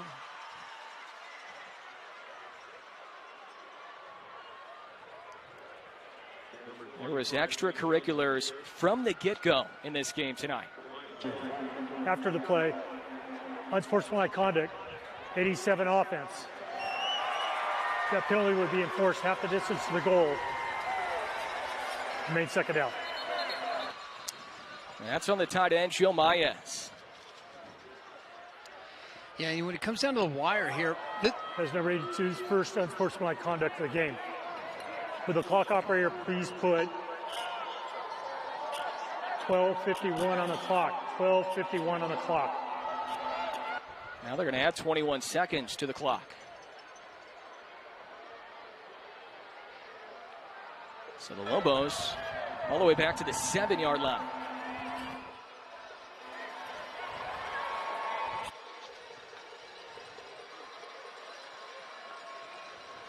Right now, this game is searching for a rhythm offensively for either side. There has not been a rhythm offensively.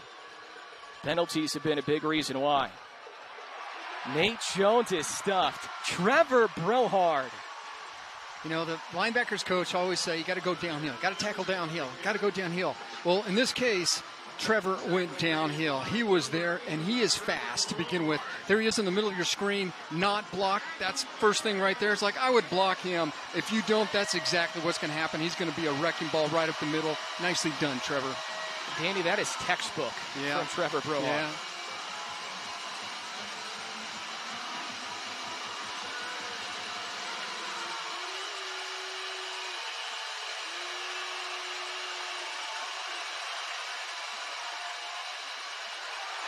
Safe play there. Nate Jones runs again. Brohart again on the tackle.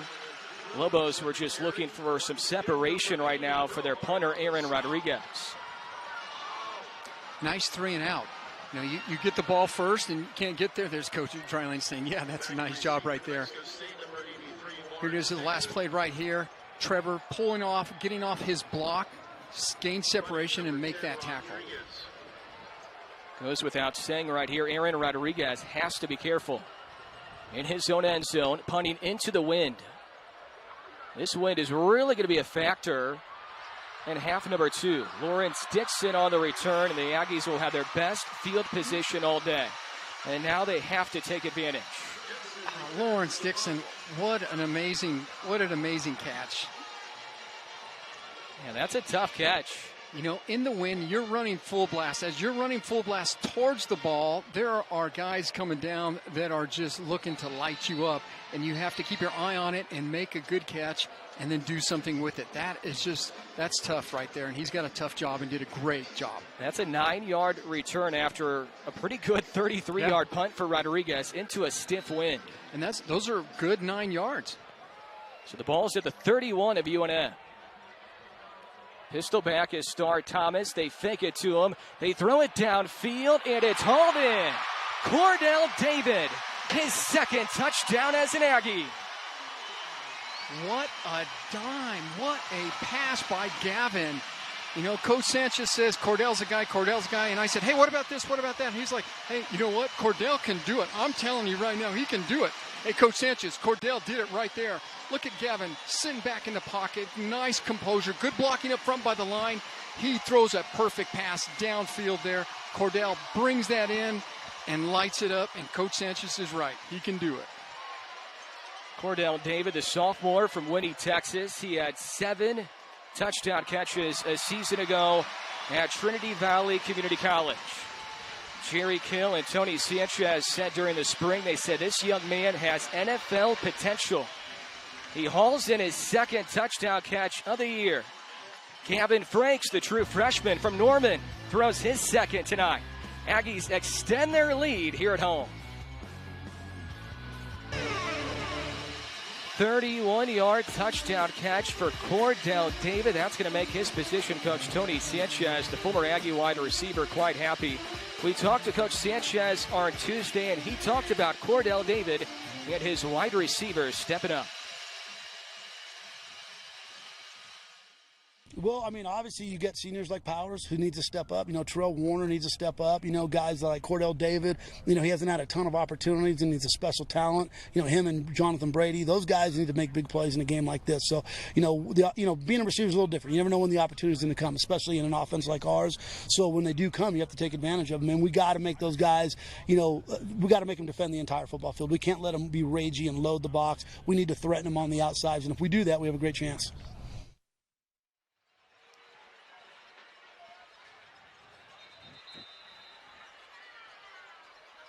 Well, Danny, it's hard not to notice the gash on Tony Sanchez's nose. That happened minutes before the interview, and he said it's rivalry week. We're going to do this. Apparently a helmet got him. I don't know. And I think he was ready to strap on the shoulder pads as well. Yeah, he stopped by. There's a little get-together. He stopped by with some of the former players last night, and every player stopped by and said, hey, Coach, just make sure you tell him how important this is. And he's like, I did. Christian Washington on the return. Up near the 20, they'll mark him at the 17-yard line. So now the Aggies look for momentum. After the touchdown by David, the defense has played one heck of a ball game. And we talked about this early on, Danny. Statistically, yeah, the Aggie defense has given up 32 points per game, but it's a big improvement from previous years. This is the best defense statistically since the bowl year of 2017. Yeah, they're doing quite well, and it's important that you have a good third quarter here, that you don't fall apart, because now UNM's going to loosen it up a little bit, right? They're going to try a few more things. They're not just going to continue to go up the middle. They're going to take some shots downfield. Miles Kendrick was 6 for 10, passing in half one. Andrew Erickson, his second catch. He's upended by Cyrus Dumas. Tackle number 6 for him. Man, I'm just so impressed with Cyrus and how fast he can close. And part of that is being able to recognize what's out there. And when you recognize it and it's a key, then you can turn it on, and he does. Gain of only 3 on the pass and catch to Erickson.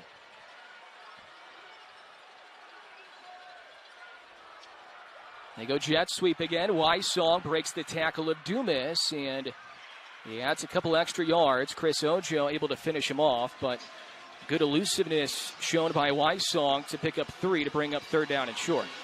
Yeah, that could have been a tackle for a loss, but instead they got some extra yardage out of it.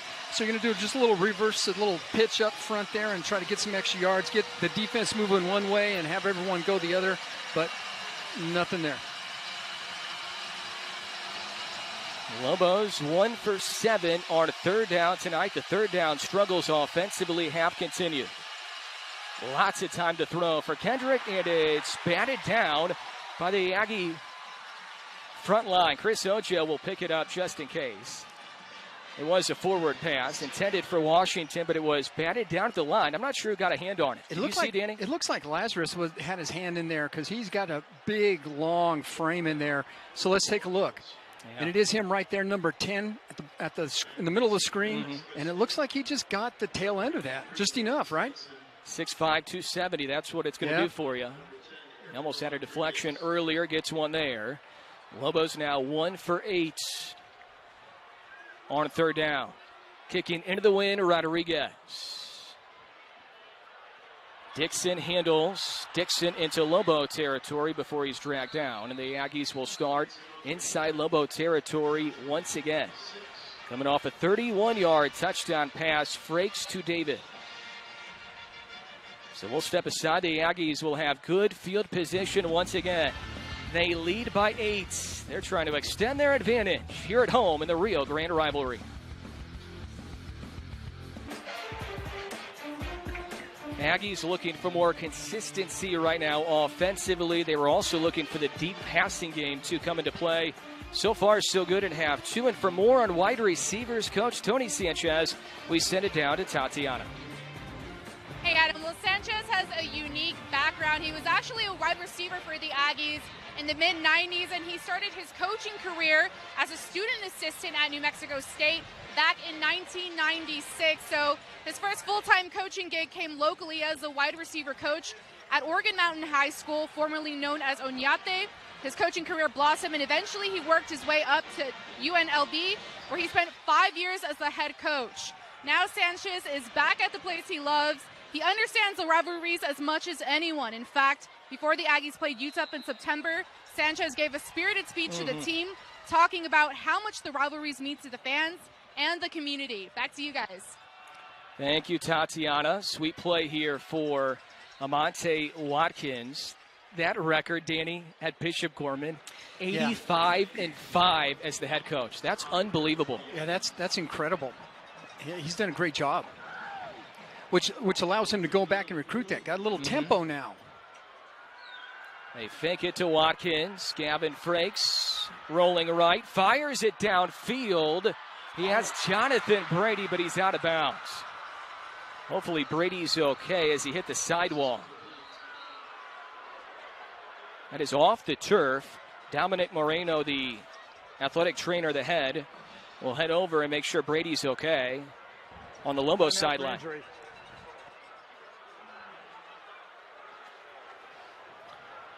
Gavin trying to keep it alive here and scrambling and in the corner of the end zone.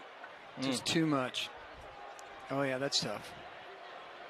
There's not a whole lot of room over there to use if you're running full speed towards the side of the end zone. So Jonathan Brady never really had any time to slow up.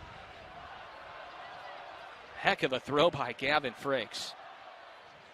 So Brady's slow to get up, but it looks like he is okay. That's good to see. We'll step aside. We're back after this.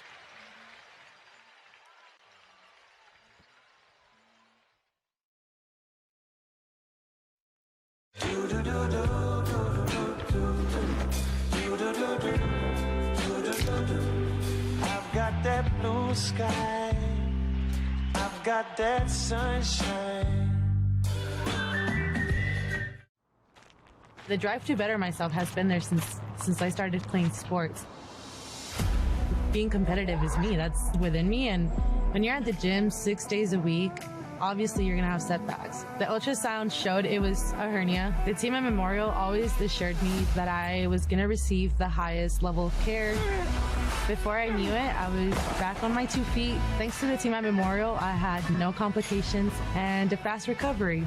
That's the Memorial difference. Are you ready to buy your next vehicle? At Nusenda Credit Union, we've got a loan that will fit your needs. Plus, we offer no payments for 90 days, and you can apply for your loan and sign your papers anywhere. Like anywhere! Simply visit nusenda.org. Or visit our new branch at 1715 East University Avenue to apply in minutes. Nusenda Credit Union. That's the power of we in action.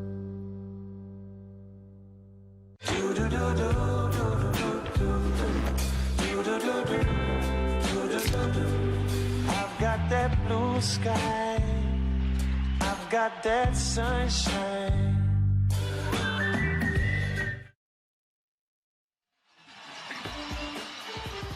An outstanding crowd tonight.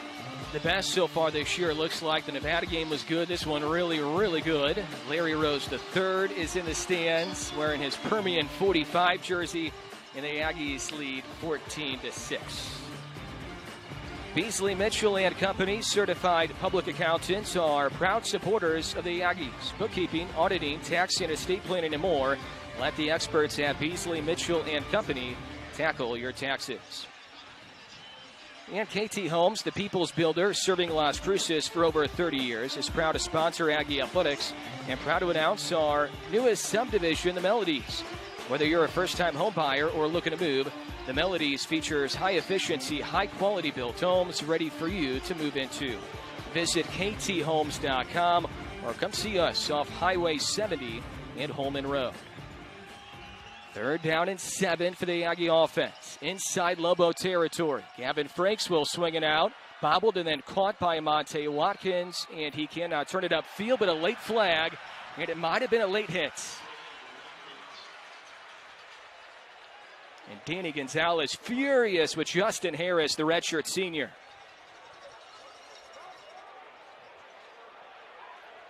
Yeah, I think, Adam, when you get to this point where nerves, in the beginning, but now it can affect the outcome of the game. After the play, personal foul, late hit, 97 of the defense. 15-yard penalty will be added to the end of the run. Automatic first down. Danny, the Lobos had a number of plays like this a couple weeks ago that really cost them down the stretch against UNLV, and Danny Gonzalez is trying to correct that, so he does not like to see that from anybody, but especially a redshirt senior like Justin Harris, who's one of the leaders on the D-line. Right. Well, and then he was 2 steps out of bounds. It's like he's out. There's nothing to do there. Ball is at the 29-yard line. Pistol back is Watkins, trying to bounce it to the edge. He has really, really good speed. He breaks a tackle before he's pushed out of bounds. He broke the tackle of Jarek Reed, who's tough to get away from. Yeah, I like when Amonte gets out there and start using a little physicality, if you will, and trying to get a stiff arm, trying to get the edge, because that's what we want from him. Get an edge, get a loop, get a seam, something, because he's a sprinter and he will go. And so that's what he's trying to do, get to that edge right there. Almost got there. Scamper of 8 yards for Watkins, a transfer from TCU, a former high school 4-star out of Houston, Klein Forest High School. 2nd down and 2, right back to Watkins. Uses the stiff arm, and he has nowhere to go. No gain on the play for Amonte Watkins. In fact, it's going to be a loss of 2 and bring up 3rd down and 4. That's a tough one, because you would have think that he would have got that corner and picked up those extra yards right there, but both defenses are just ball hawking. They are just storming to the ball. So let's see what happens there. We're going to give them the ball, try to get the edge and just pick up 2 yards, but they're just closing way too fast. Wind is behind you. Right now the ball's at the 23. The Aggies need the 19. They don't want to kick a field goal, though. They want a first down here. Watkins fakes, or I should say Frakes fakes the throw. Watkins on the carry, and he gets the first down. Nice. Come back with the inside little zone play in there, and Amonte just pours it in there. Part of that is the offensive line. So the offensive line, Coach Mitchell made some adjustments at halftime. get him out there, get in front, down, good downfield blocks, get him to the second level and pick up that first down. Aggies now 1 for 7 on third down, so they finally convert. Ball is at the 17, a half dozen on the previous run for Amonte Watkins. Star Thomas now the pistol back. Bunched formation to the left, including tight end Trevor Stevens. Thomas pushes forward up to the 16. He only gets 1 yard.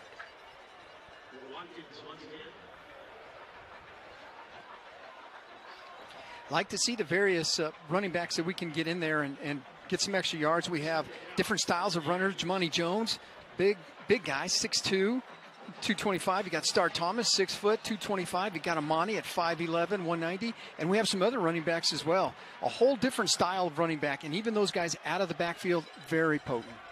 Empty backfield here, Danny. 5 out wide on 2nd down and 9 for Gavin Franks, the true freshman from Oklahoma. He's being chased. He gets away. He fakes the pass. Gavin Franks will run inside the 5-yard line. So here's what happens. You come with an empty backfield. Everyone is out running patterns. You have a rush. You have a quarterback that can get out of the pocket. And once the pocket breaks, everyone is in coverage. There is no one left. As you can see, the middle of the field, there's no one left to account for the quarterback. You get around the outside of the man right there, and then you just take it for as many yards as you can. That's a nice keep right there by Gavin. Gain of 13 yards for Gavin Franks. And now Franks is under center. An I formation look. The fullback is Marsh. The deep back is Star Thomas. Right up the middle. Lowers his shoulders and maybe gets a yard down to the 2. Those are rough row and yards right there, right? You got everyone in there. You got a goal line defense. Not much room for anything in there. But you get a couple. So let's see what happens here. Whether you stick with that or whether you come out and fake that and keep it around the outside somehow. Well, this I formation look, always look out for the tight end. And the Aggies have Tomas Whitford at tight end. They also have Trevor Stevens in. And I formation look once again. Fullback is Marsh. Deep back is Star Thomas once again. They run it right for Thomas. Angles up into the end zone. Star Thomas, his 3rd rushing touchdown this year. You come back with the big power I formation that we saw introduced here a few games back and just pour it in there. In this case, Star Thomas saw that the inside was stacked, nowhere to go, and he had enough wherewithal to say, well, I'll just take 3 steps to the outside, bounce it there, and take it to the house. Nice job by Star Thomas. Thomas with a rushing touchdown in each of his previous 3 games now.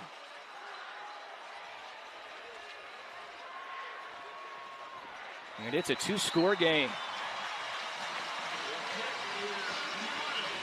The defense has been outstanding. The offense good as well so far in half 2.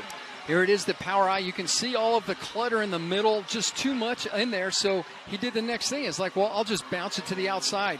And you're trying to pour it right there, right off tackle, but nothing. You couldn't have got a yard that way. But bouncing it outside, he can walk it into the end zone. 10 plays, 47 yards, methodical, if you will. 4 minutes and 45 seconds during that scoring drive for the Aggies. It's turned into a windy night. Brett Money trying to make sure that football sticks on the tee. And the Aggies have now outscored the Lobos in this half, 14-0, Danny. That's fantastic. And part of that is being able to have good field position, Adam. So you start on one side of the field and you stayed there and you managed to pull 2 scores or get some scoring out of that. And it's all field position. And this is returnable again for Christian Washington, trying to make something happen. And he's tripped up. That could have been really dangerous. He had a 100-yard kick return touchdown earlier this year against Boise State.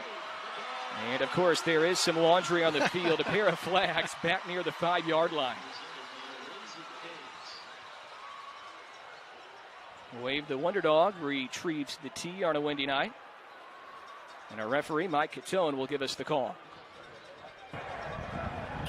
Block in the back. Number 2, the receiving team. That penalty will be enforced half the distance to the goal. First down. So it's on the Lobos, and you can tell by the microphone from Mike Catone how windy it is. Christian Washington probably should have taken a knee, Danny, but you're trying to make something happen here, and he's done it before. Well, he almost broke that too, right? And you could see the push. It was in the middle of the shot there, the camera shot, and it was just a slight push, but you're standing right by the official, and he'll see that every time. A frustrated Danny Gonzalez, an Albuquerque native, year 3 at his alma mater. Hired in December 2019, so his first season was the pandemic year. The Lobos haven't had a winning season since 2016. They're looking for room here. Nate Jones is upended by true freshman Malachi McLean. Malachi came screaming from that safety position. He just spied that thing, and he just came screaming in there. That was amazing. That was a great job right there. Cut the feet out. You'll see Malachi come screaming in from the bottom of the screen. There it is right there. Knock the feet out, pull him down. Great job. Gain of 3 for Jones. Out of Bellflower, California, former UCLA commit. Was a high school 4-star. Miles Kendrick, the quarterback. Lobos pin deep. They fake the jet sweep to Wysong. Getting away from pressure is Kendrick, and he is taken down. Then the ball pops loose. He was tackled by Donovan King. I think he was down anyway before the ball popped loose. Well, those are the plays that can be troubling, right? So you get a scrambling quarterback. He's looking downfield. If you're a defense back, you have to stay with your guy. Don't give up no matter what. So let's see what happens here. He's looking for a quick shot. Nothing there. Scrambling. No one's left on the quarterback. Get as many positive yards as possible. And he needed 7. He got 7. So it's a first down for Miles Kendrick in this offense for the Lobos. They've kicked 2 field goals. They have not scored a touchdown. They've struggled again on 3rd down. Kendrick, play action. Throws it across the middle. Catch is made. That's his tight end, Connor Whithoff, who a year ago had a touchdown catch against the Aggies. Little play action. So this just quick hitch right down the middle there. We're in zone coverage, and he just finds that little open space and sits down in there. I think they're going to start seeing more and more of that since that middle becomes so congested. You'll run it, but you'll start to fake it, pull it, and start looking at some other patterns where you can flood it, maybe take a couple shots downfield. Whithoff gets a dozen for a first down, only his 2nd catch this year. That touchdown catch against the Aggies a year ago was his first career catch. Kendrick runs it straight up the middle, dives forward. Chris Ojo and seldom used senior linebacker James Blowers, a local product from Las Cruces, combining for the tackle. I like Chris's spine him. Chris is spine him, and he has good presence where he keeps his body all together. He's not trying to lunge too much. He's trying to come up, close as fast as possible, break down, and make a tackle. That was just a great job right there by Chris. You kind of see it right there. That was Blowers, number 46 in crimson. Washington breaks the tackle before being taken down by Bryce Jackson. Clock continues to move, just over 2 minutes left. Clock will stop for now to move the chains. Another first down for UNM before it starts to move again. We're just going to start pouring it up the middle there and look for opportunities. And so there's a nice little seam that he gets into. Aggie's able to make a tackle, but not before he gets some good positive yards. Right back to Washington, up to the 40. The issue for the Lobos this year offensively hasn't necessarily been in the running game. It's been in the passing game. This is a run-first team right now, and they've struggled mightily in the passing game. They only average 117 passing yards per game. They're 128 out of 131 in FBS in total offense. And right now, Washington is just pinballing off defenders. He is. It looks like the Aggies had him pinned too, and it looks like he just kind of just snuck through there, kind of skinnied his way, and just able to bounce out and pick up some positive yards. 4-yard pickup for Washington. 5'10", 200 pounds, a true freshman from San Diego. Came in with only 19 carries for 98 yards. Does not have a touchdown yet this year. Here's Nate Jones. So right now the Lobos are rotating Jones and Washington. We haven't seen Sherrod White much, and he had 31 carries coming in, 12 more than Washington entering action. So they're getting some positive yardage, and they're just thinking, okay, we're just going to continue to do this. We're going to get in there. If we can get 4 and 5 yards, we'll move down the field. You still got plenty of time. It's coming to the end of the third, but you still have the whole fourth. And what happens is if you're picking up 4 or 5, then the Aggies are going to have to really start sucking in a little bit and holding that short, positive running game, and then he's going to pull it and throw it deep. 4 in the backfield in the offense. 5-yard penalty, remains first down. Danny, it's kind of flipped in half two. More penalties on the Lobos than the Aggies here in half two. I think we both got 8 or close to it. The Lobos only had 4 at the halftime break, so 4 here in half two now. Pushes UNM back to the 41, their own 41. And the play is blown dead.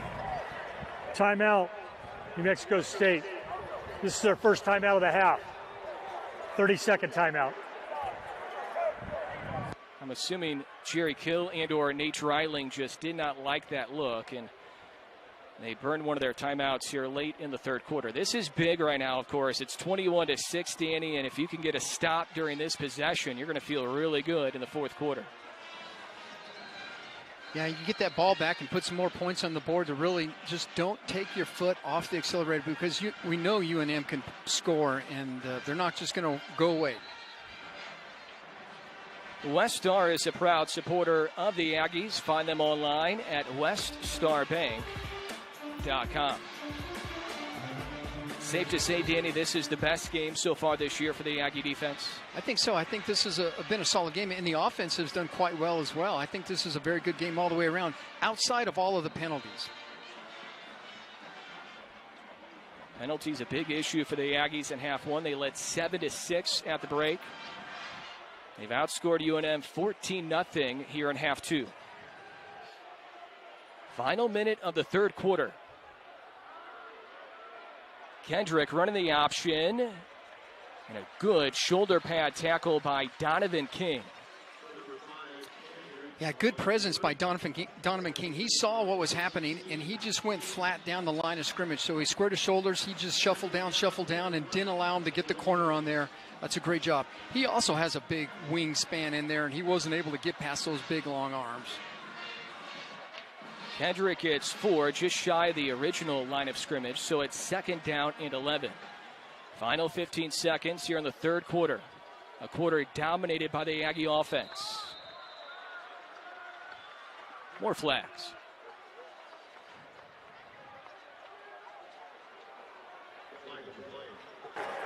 False start, 67 offense. 5-yard penalty, remains 2nd down. Remember, C.J. James, the center, was injured in the first half. So Isaac Gutierrez, who is a left guard, has had to move to center, and he's had a couple of penalties since then. Gutierrez, a 3-year starter at left guard. That's the end of the quarter. All right, so the Aggies in a good position, leading 21-6. They outscore the Lobos 14-0 in the third. Jerry Kill's mantra since he came to New Mexico State has been, let's just get it to the fourth quarter and then see what happens. Well, right now his team leads by 15. 2nd down and 16 for UNM when you come back. 2nd down and 16 for this UNM offense. 107 through the air for Miles Kendrick. He checks this pass down. It's caught by the running back, Washington. So a good job defensively by the Aggies. Once again, he gets chippy once again. I think the coach is in there trying to pull everyone out there. There's Trevor in the middle of it. There's his cohort in crime, Chris Ojo, with him as well. These guys are having a great game. Those two are playing fantastic. The Lobos need the Aggie 44. It's 3rd down and 15. UNM 1 for 9 on a 3rd down. 24% for the year, 14% their previous 5. It is not any better tonight. Kendrick back to pass. Underneath. Caught by Washington. And he's going to be shy of a first down. But only a couple yards shy. It's a gain of 14. I'll call it 13 and a half, and it's going to be 4th down and shorts for UNM. Let's see right here. We're in a zone, so it's almost like you get to this. Well, we're going to step back. They have 15 yards to go, so you play a little softer coverage, and it makes it hard.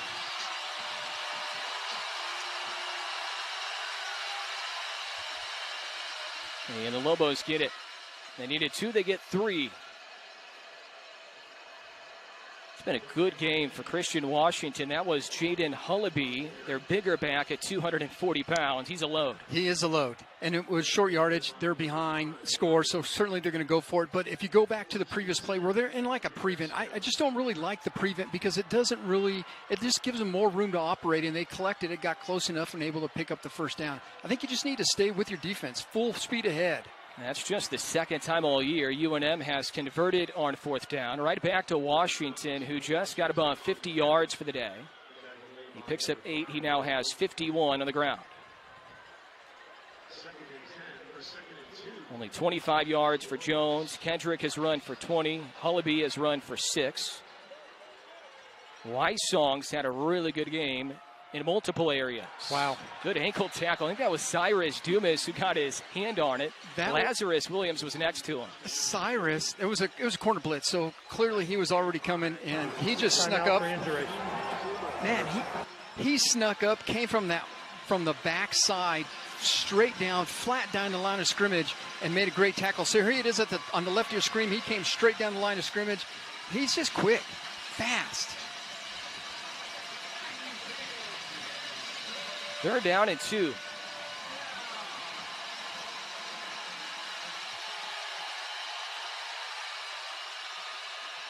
Chris Ojo, the first man to meet him. Looks like it's enough for a first down, though. Hullaby again, the transfer from Texas, who converted from defense to offense. 6'2", 240. You come out with this power formation, it's just tough when you have some of those big hosses that are pushing up front there and you need 2 yards. If everyone coming at a full speed ahead, it's just hard to stop anyone for 2 yards. So the Lobos convert once again. They are using a lot of clock here, though. The previous play is under further review. Yeah, they're going to check to see if he got it. I think he did, Danny. Yeah, I don't think it was a poor spot at all. But they will check it, so the 2 teams will head to their sidelines and talk things over.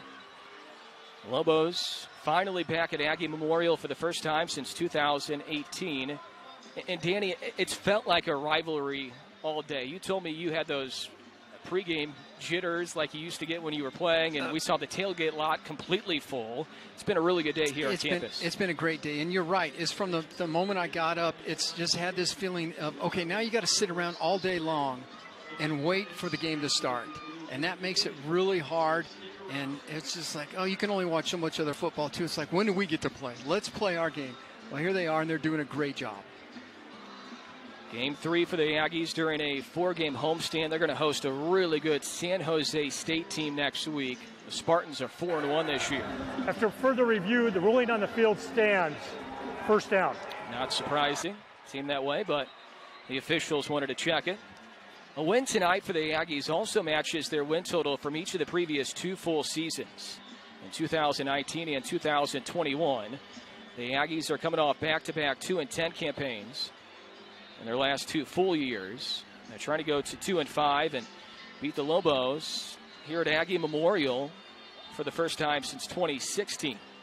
Beat the Lobos in Albuquerque in 2017.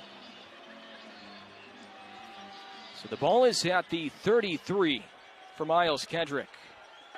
We've seen 2 quarterbacks tonight, a little bit of Justin Holiday, but mainly Miles Kendrick. He has Washington in the backfield. He swings it out to him. Washington cuts up field, and he's finally dragged down by true freshman Gabe Peterson. Well, it's a good thing Gabe was there. This is the first time that I've seen Aggies kind of get out of position a little bit as this little quick swing pass going to get it out to the flats. I saw some Aggies that are coming, and their angle of pursuit was behind. And what that means is if you don't get in front, if he gets the corner, you'll be chasing the whole time, and that's exactly what happened. He got some big yardage. Hand off to Washington. And he has enough for the first down on 2nd down and 3. Needed 3, gets 4.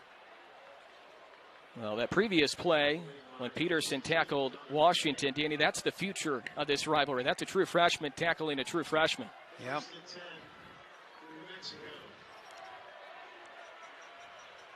First and 10 for UNM. They are using a lot of clock during this drive. They trail 21-6, under 11 left in the 4th. They do not have a point in the half. 2 made field goals in half one.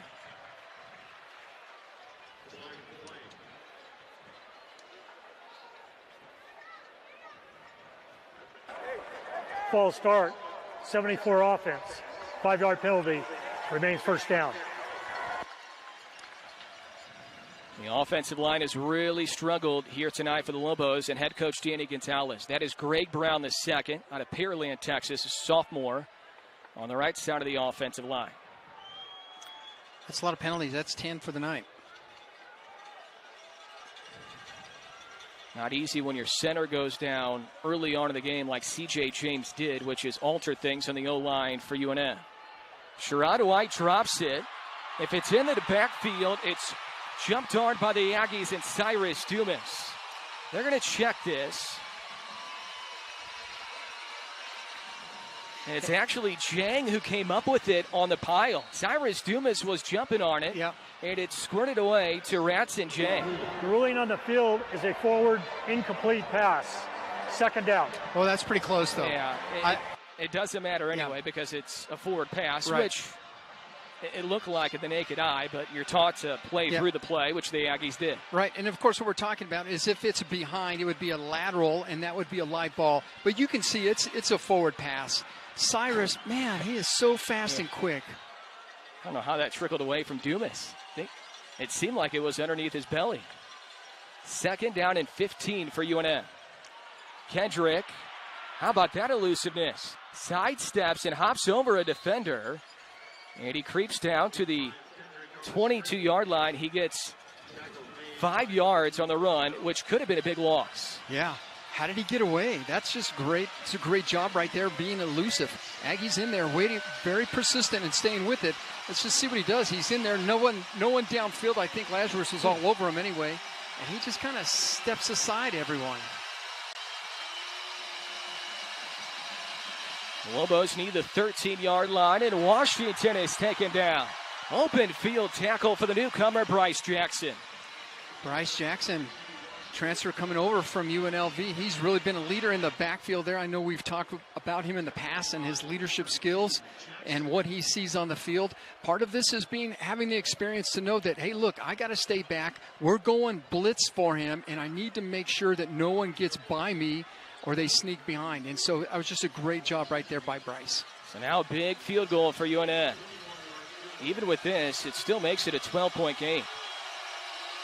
Luke Dreswicki, 2 for 2. This one from 40, out of the hold of Aaron Rodriguez. Low snap, tough hold, and the kick is good. Well done. That was not a very good snap, but a good job putting down the hold on a poor snap by Aaron Rodriguez, and then Dreswicki does the rest, and he's now 3 for 3. So Luke Dreswicki had only attempted 3 field goals the entire year coming in. He's attempted 3 in this game. He's made all 3. He's been the Lobo offense so far. Aggie football up a dozen when you come back.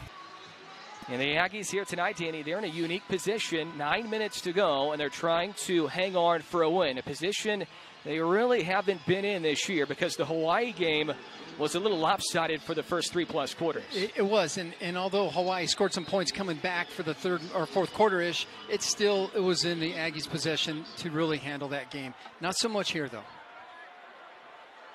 George Steinkamp, who is handling kickoffs but not field goals, will kick off to Jonathan Brady and Lawrence Dixon. And Brady will take a knee, and the Aggies will start at the 25-yard line.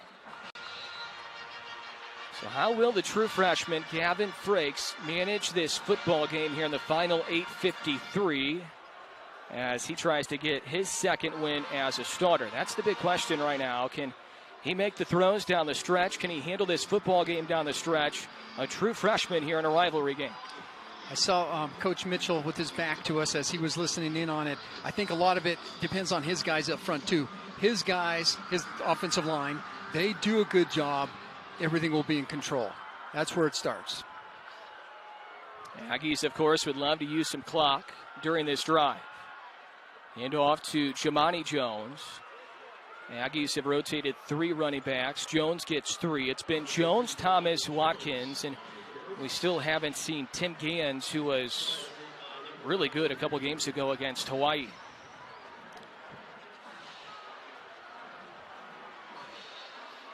Aggies bring in an extra tight end here. Trevor Stevens came in, and Bryce Childress, the St. Louis, Missouri native, went off at wide receiver. So they're going to use clock and try to run the football. Try to win this game on the back of their running backs and their tight ends as well. Stevens, a blocking tight end. And nothing is doing there for Jamani Jones. No gain.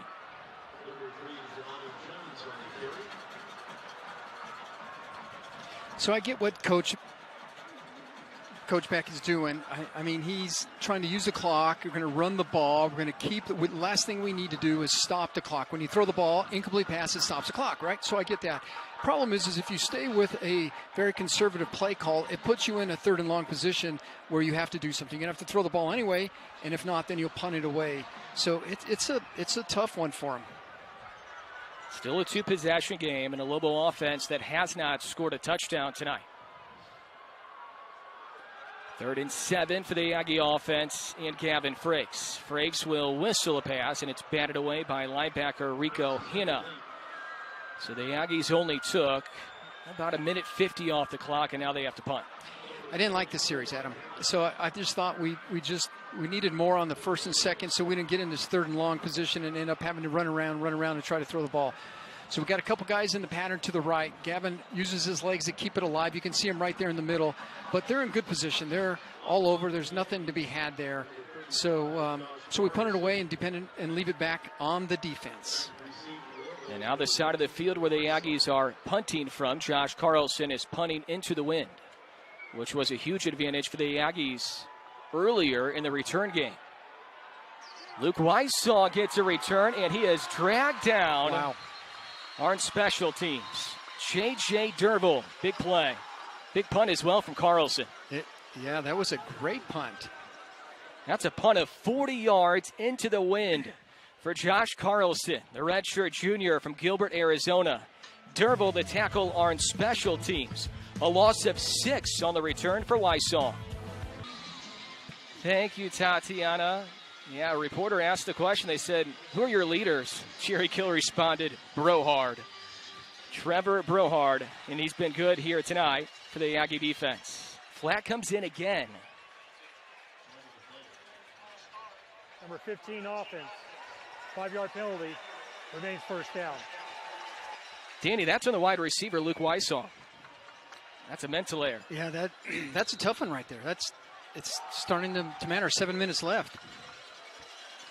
That previous drive, by the way, for UNM, it took 10 minutes and 56 seconds.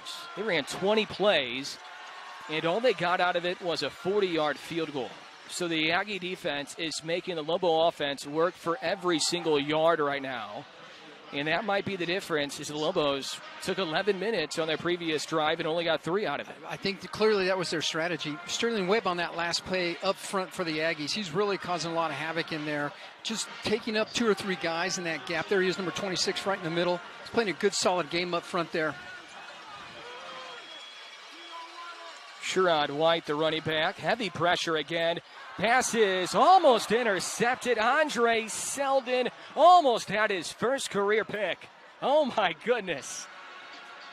That was pick 6, wasn't it, Adam? Yeah, it was. That? Yeah. Nothing between him and the goal line but green. Great positioning. He's sitting back there waiting. Pressure. Chris Ojo bringing the pressure. And there it is right there. Hit him in a bad spot. Hit him in the hands.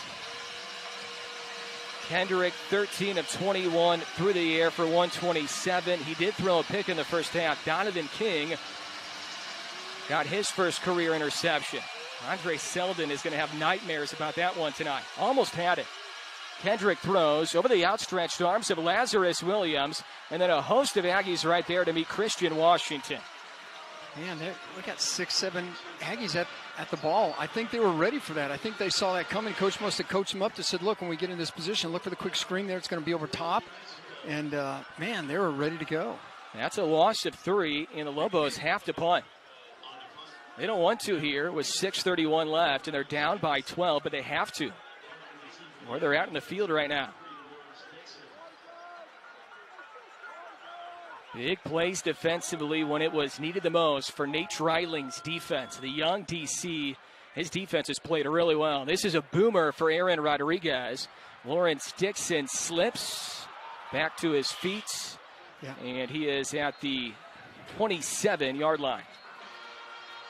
A 55-yard punt for Rodriguez, who is doing his job here tonight. Had to do a little extra gine in there. It's been that way since the start. Aggies trying to finish off their first win against the Lobos since 2017. They lead by a dozen with the ball. 6:06 left. Adam Young, Danny Nee, Tatiana Favela back with you here in the 112th installment of the Rio Grande rivalry. Lobos trying to come from behind to win their 4th in a row against the Aggies. It's a rivalry, Danny, that dates back to 1894, and before 2020, the Aggies and Lobos had played for 74 consecutive years. 4 of the previous 7 matchups have been decided by 3 points or less, so this one's pretty tight again. And this is the latest Rio Grande rivalry game since 2001, and it's the latest scheduled game since 94. The game in 01 was scheduled for September 15th, but it was pushed back because of 9/11. So usually they meet early September, sometimes even late August. It's a little different this year, and the Aggies are looking for a monumental win here in year 1 of the Jerry Kill era. Star Thomas is now the running back. Thomas pushing the pile. Well done. He is past the 30. He's up around the 31. It's a gain of 4. Second half drives for the Aggie offense. They punted on their first drive, then back-to-back drives with touchdowns, and then punted on their 4th drive in this half. This is their 5th series offensively in half 2.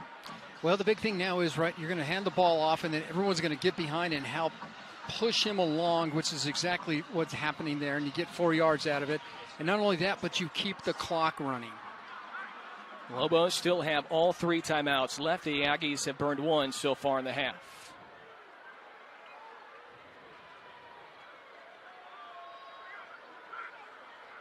Back to the ground with Star Thomas. So was Jimani Jones on the previous series.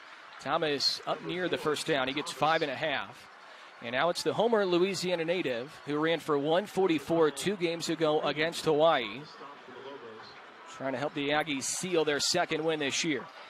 Offensive line up front starts there, stops there, and that's what the offensive people like to say. It all begins there, and this, in the last couple of plays, that offensive line has been firing off, getting low, staying to the pads, and pushing them back, allowing us to get 3 or 4 yards a carry, which gives us a 3rd and a very short. So now, of course, expect that they're gonna stuff the box and bring everyone. 11 carries, 53 yards, and a touchdown for Thomas, his 3rd straight game with a touchdown. Running back is Amante Watkins, and the Aggies call a timeout. Timeout.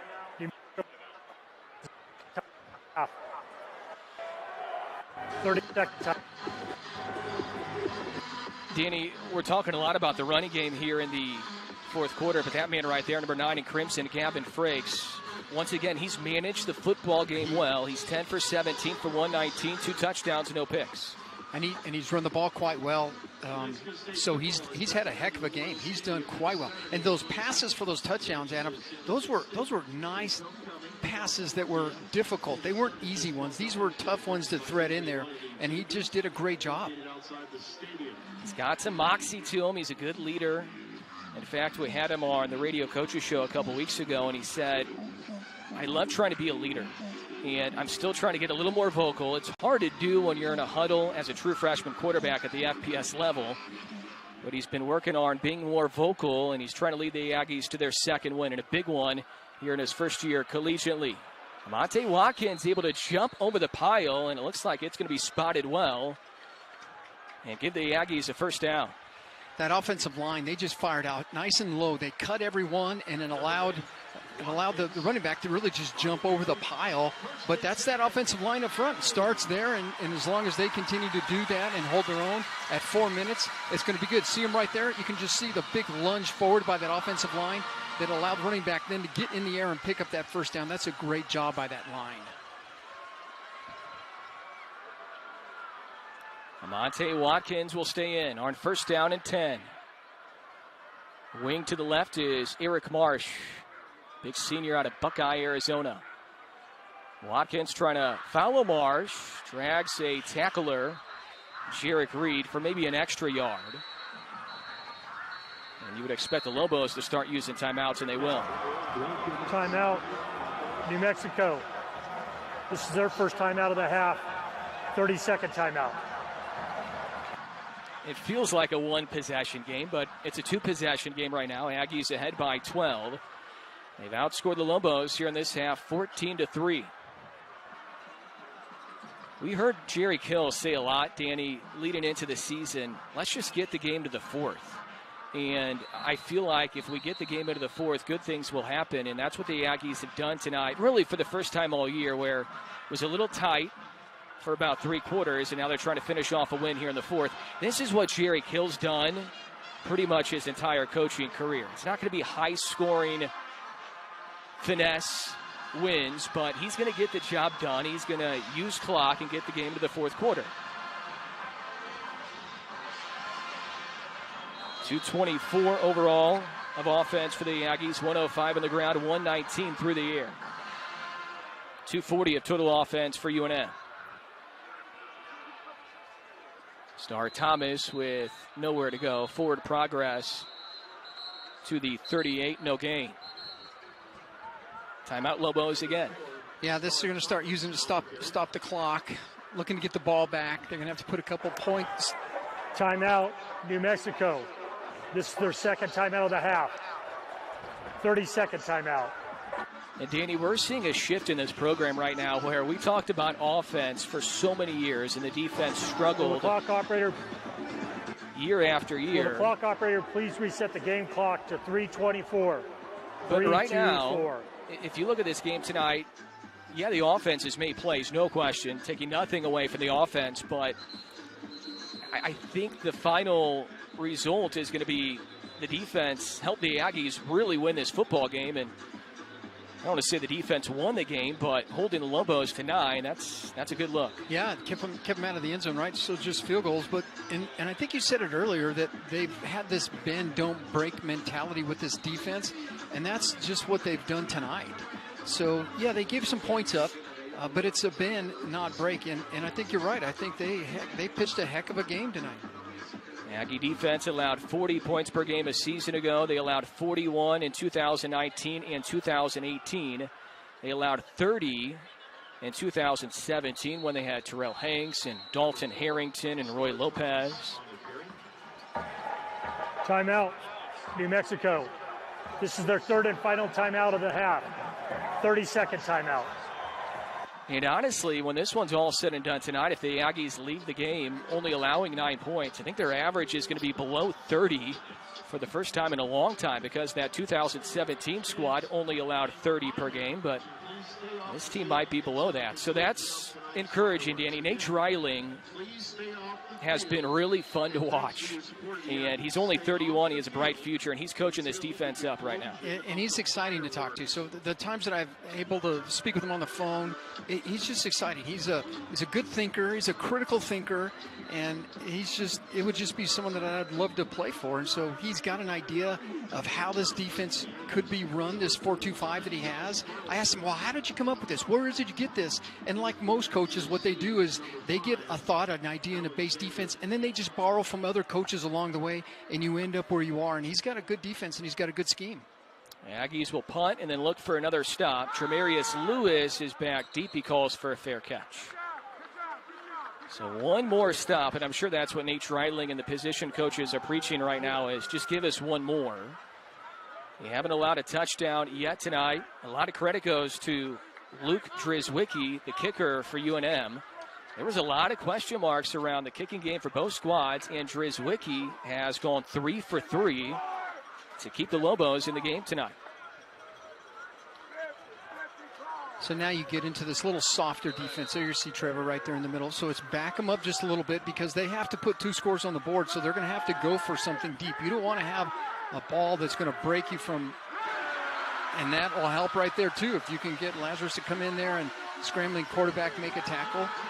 Hey, the defense just played good. You know, we talked about Trevor. Chris has 14 tackles, 10 solo, and 1 tackle for a loss as well. So those middle backers, they had a heck of a game here. Let's see what happens here. Got a 3-man rush, so there's only 3 guys in the pattern. Lazarus comes off his block and makes a tackle. That's fantastic. 3rd sack this year for Lazarus Williams, and this pass is incomplete, broken up by Donovan King and Cyrus Dumas. 3rd down and 12 coming up for the Lobos.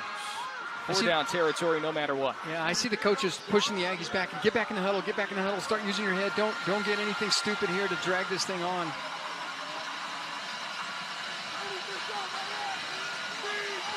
Only 124 through the air for UNM, just 114 on the ground. Lobos in danger of falling to 2-5 and losing their 4th in a row. They were 2-1 early on this year. Kendrick back to throw. Throws it underneath. Caught by Christian Washington. Washington stays on his feet. The Aggies thought he was down earlier in the play. The whistle never blew. And credit Washington for continuing the play. Yeah, determination. He just didn't give up. We were tackling him down around the ankles, and he was just stepping through those and was able to push that to the 1st down. Just pure determination. Gain of 19 on 3rd down for Washington. The previous play is under further review. They're going to see if he was down, if his knee hit the turf. If he was down, he was a couple of yards shy of the 1st down, wasn't he, Danny? Yeah, if he was down. And it's hard to tell from up here, so it's good that they're going to take a look at it. And part of what's, the Aggies are in this 4-2-5 base defense, and so they're playing really, really deep. And so here it is right here, a little throw underneath. Chris kind of over pursues that a bit. We have Trevor is chasing him. And there he is down. I think so, yeah, that left knee. Yeah. Nonetheless, though, if you're the Aggie defense, you still need to finish off the play right there, and I'm sure that'll be emphasized in film, even if this is overturned. Yep. And the crowd can see the video review on the video board, so their reaction is the same as ours, and you can see that the knee was down. Impressive balance, though, by Washington to stay on his feet, even though his knee was down. Aggie's starting to loosen up a little bit. Maybe they're feeling like, okay, I think we may have this.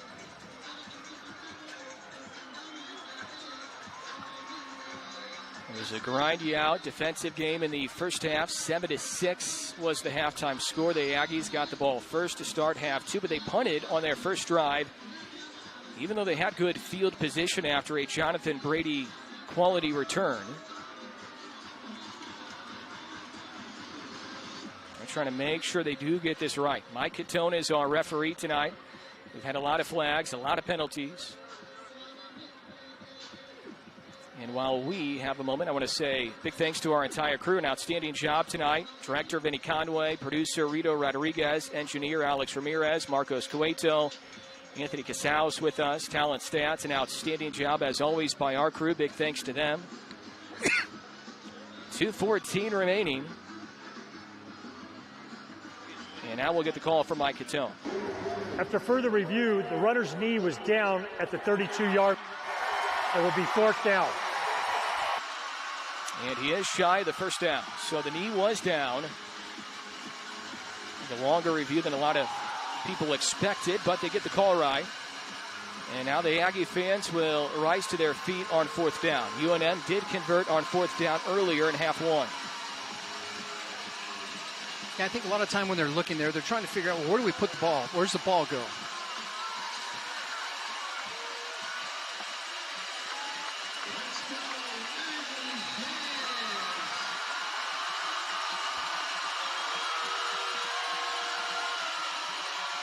Washington on the carry, met by Brohard, spins away from another tackle before he's finally taken down by Andre Selden, who had him by his shoe tops. And the Lobos convert on 4th down for the second time tonight. And he is running very hard. Lobos do not have any timeouts left. Gain of 7 for Washington. Chains are set. Clock starts to move under 2 left. Lobos down a dozen. Trying to score and then kick an onside kick. Pass is incomplete. It's thrown behind Weissall.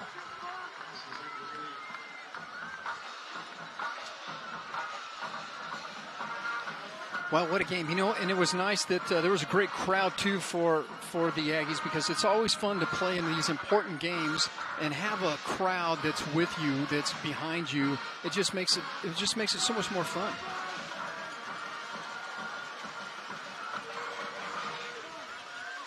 "14 catches for Washington out of the backfield in this one, 64 yards. Here's Kendrick, the quarterback, back to throw, and he throws it again to Washington. Tackle made by Bryce Jackson. Late hit, though. And that's a veteran. That's Chris Ojo. Ojo trying to say he was juggling the football, which is why he made the hit.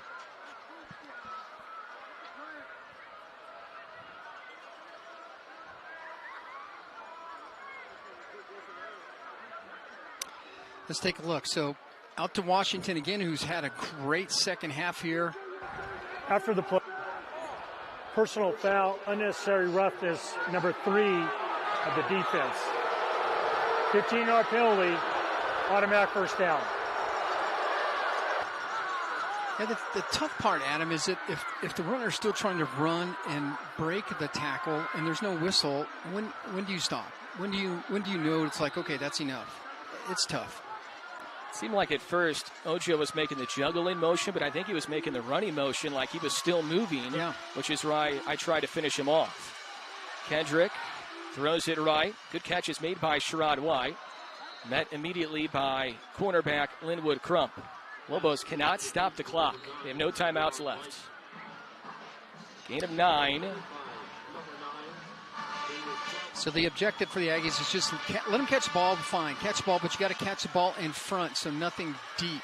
A sack would be huge right here. Big hit by Brohard, and it falls incomplete. Almost picked off. Lobos wanted a roughing the passer penalty on Brohard on the hit on the quarterback.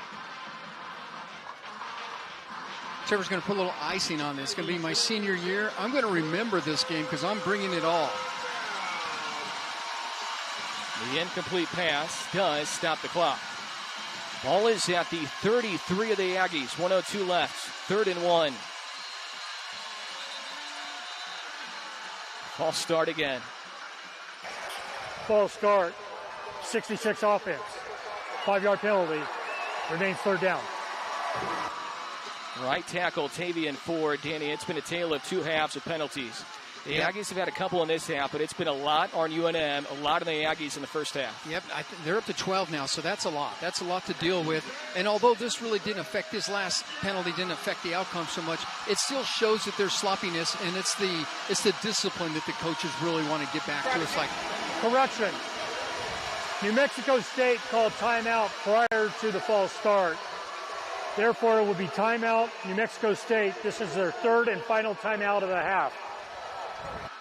30-second timeout. So prior to the penalty, is that what he said there, Danny? So it's going to be 3rd and 1 instead of 3rd and 6, and there will not be the penalty on the false start. Yeah, I think they said he would call timeout before the penalty, so it wouldn't count. So they're at 2:11 now. Interesting. Jerry Kill, as he talked to some of the players and trying to rally the troops around what he can do, and I was telling you before the game, he was telling the players, you know what, I can do this. I like this place. It's a hidden jewel. I can make it happen here. Stay with me on this journey. And he's a believer, and he is a pusher, and he just does not give up. So 3rd and 1 instead of 3rd and 6. Lobos need the 32.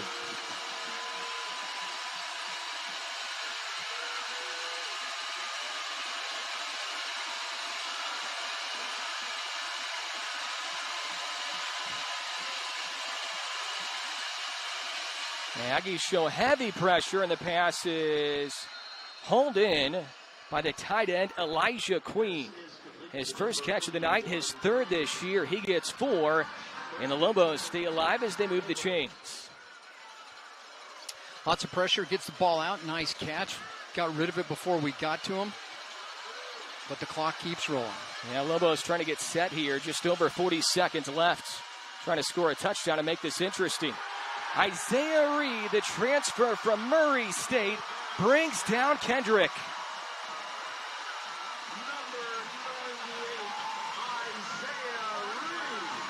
Lobos can't stop the clock. 22 seconds left. Here it is right there. You saw that was, we'll see it again, but it was a 3-man rush. That's what we have up front there, and the Aggies are just feeling invincible and just can't be blocked. Reed throws, and it's caught by Andrew Erickson, who also gets out of bounds to stop the clock with 8 seconds left. So the Lobos are just running out of time here. 8 seconds left. 3rd down and 7.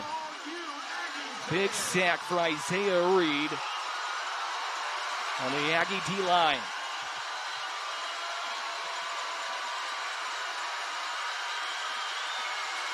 Washington in the backfield with the quarterback, Miles Kendrick. Kendrick rolling left, heavy pressure. Taken down by Chris Ojo. And that's the finisher. The Aggies defeat the Lobos for the first time since 2017. And it's Chris Ojo who seals the deal. Chris Ojo and Trevor Brohard played fantastic games up front there. And so I'm so happy for those guys. This is a big game, and it's just so much fun to win it in your place too, right? In your hometown. Well, that was the perfect ending too for the Aggie defense that played so well tonight. A couple of sacks in the final 30 seconds for Isaiah Reed and Chris Ojo. The Aggies do not allow a touchdown. They allow 3 field goals. That is all defensively.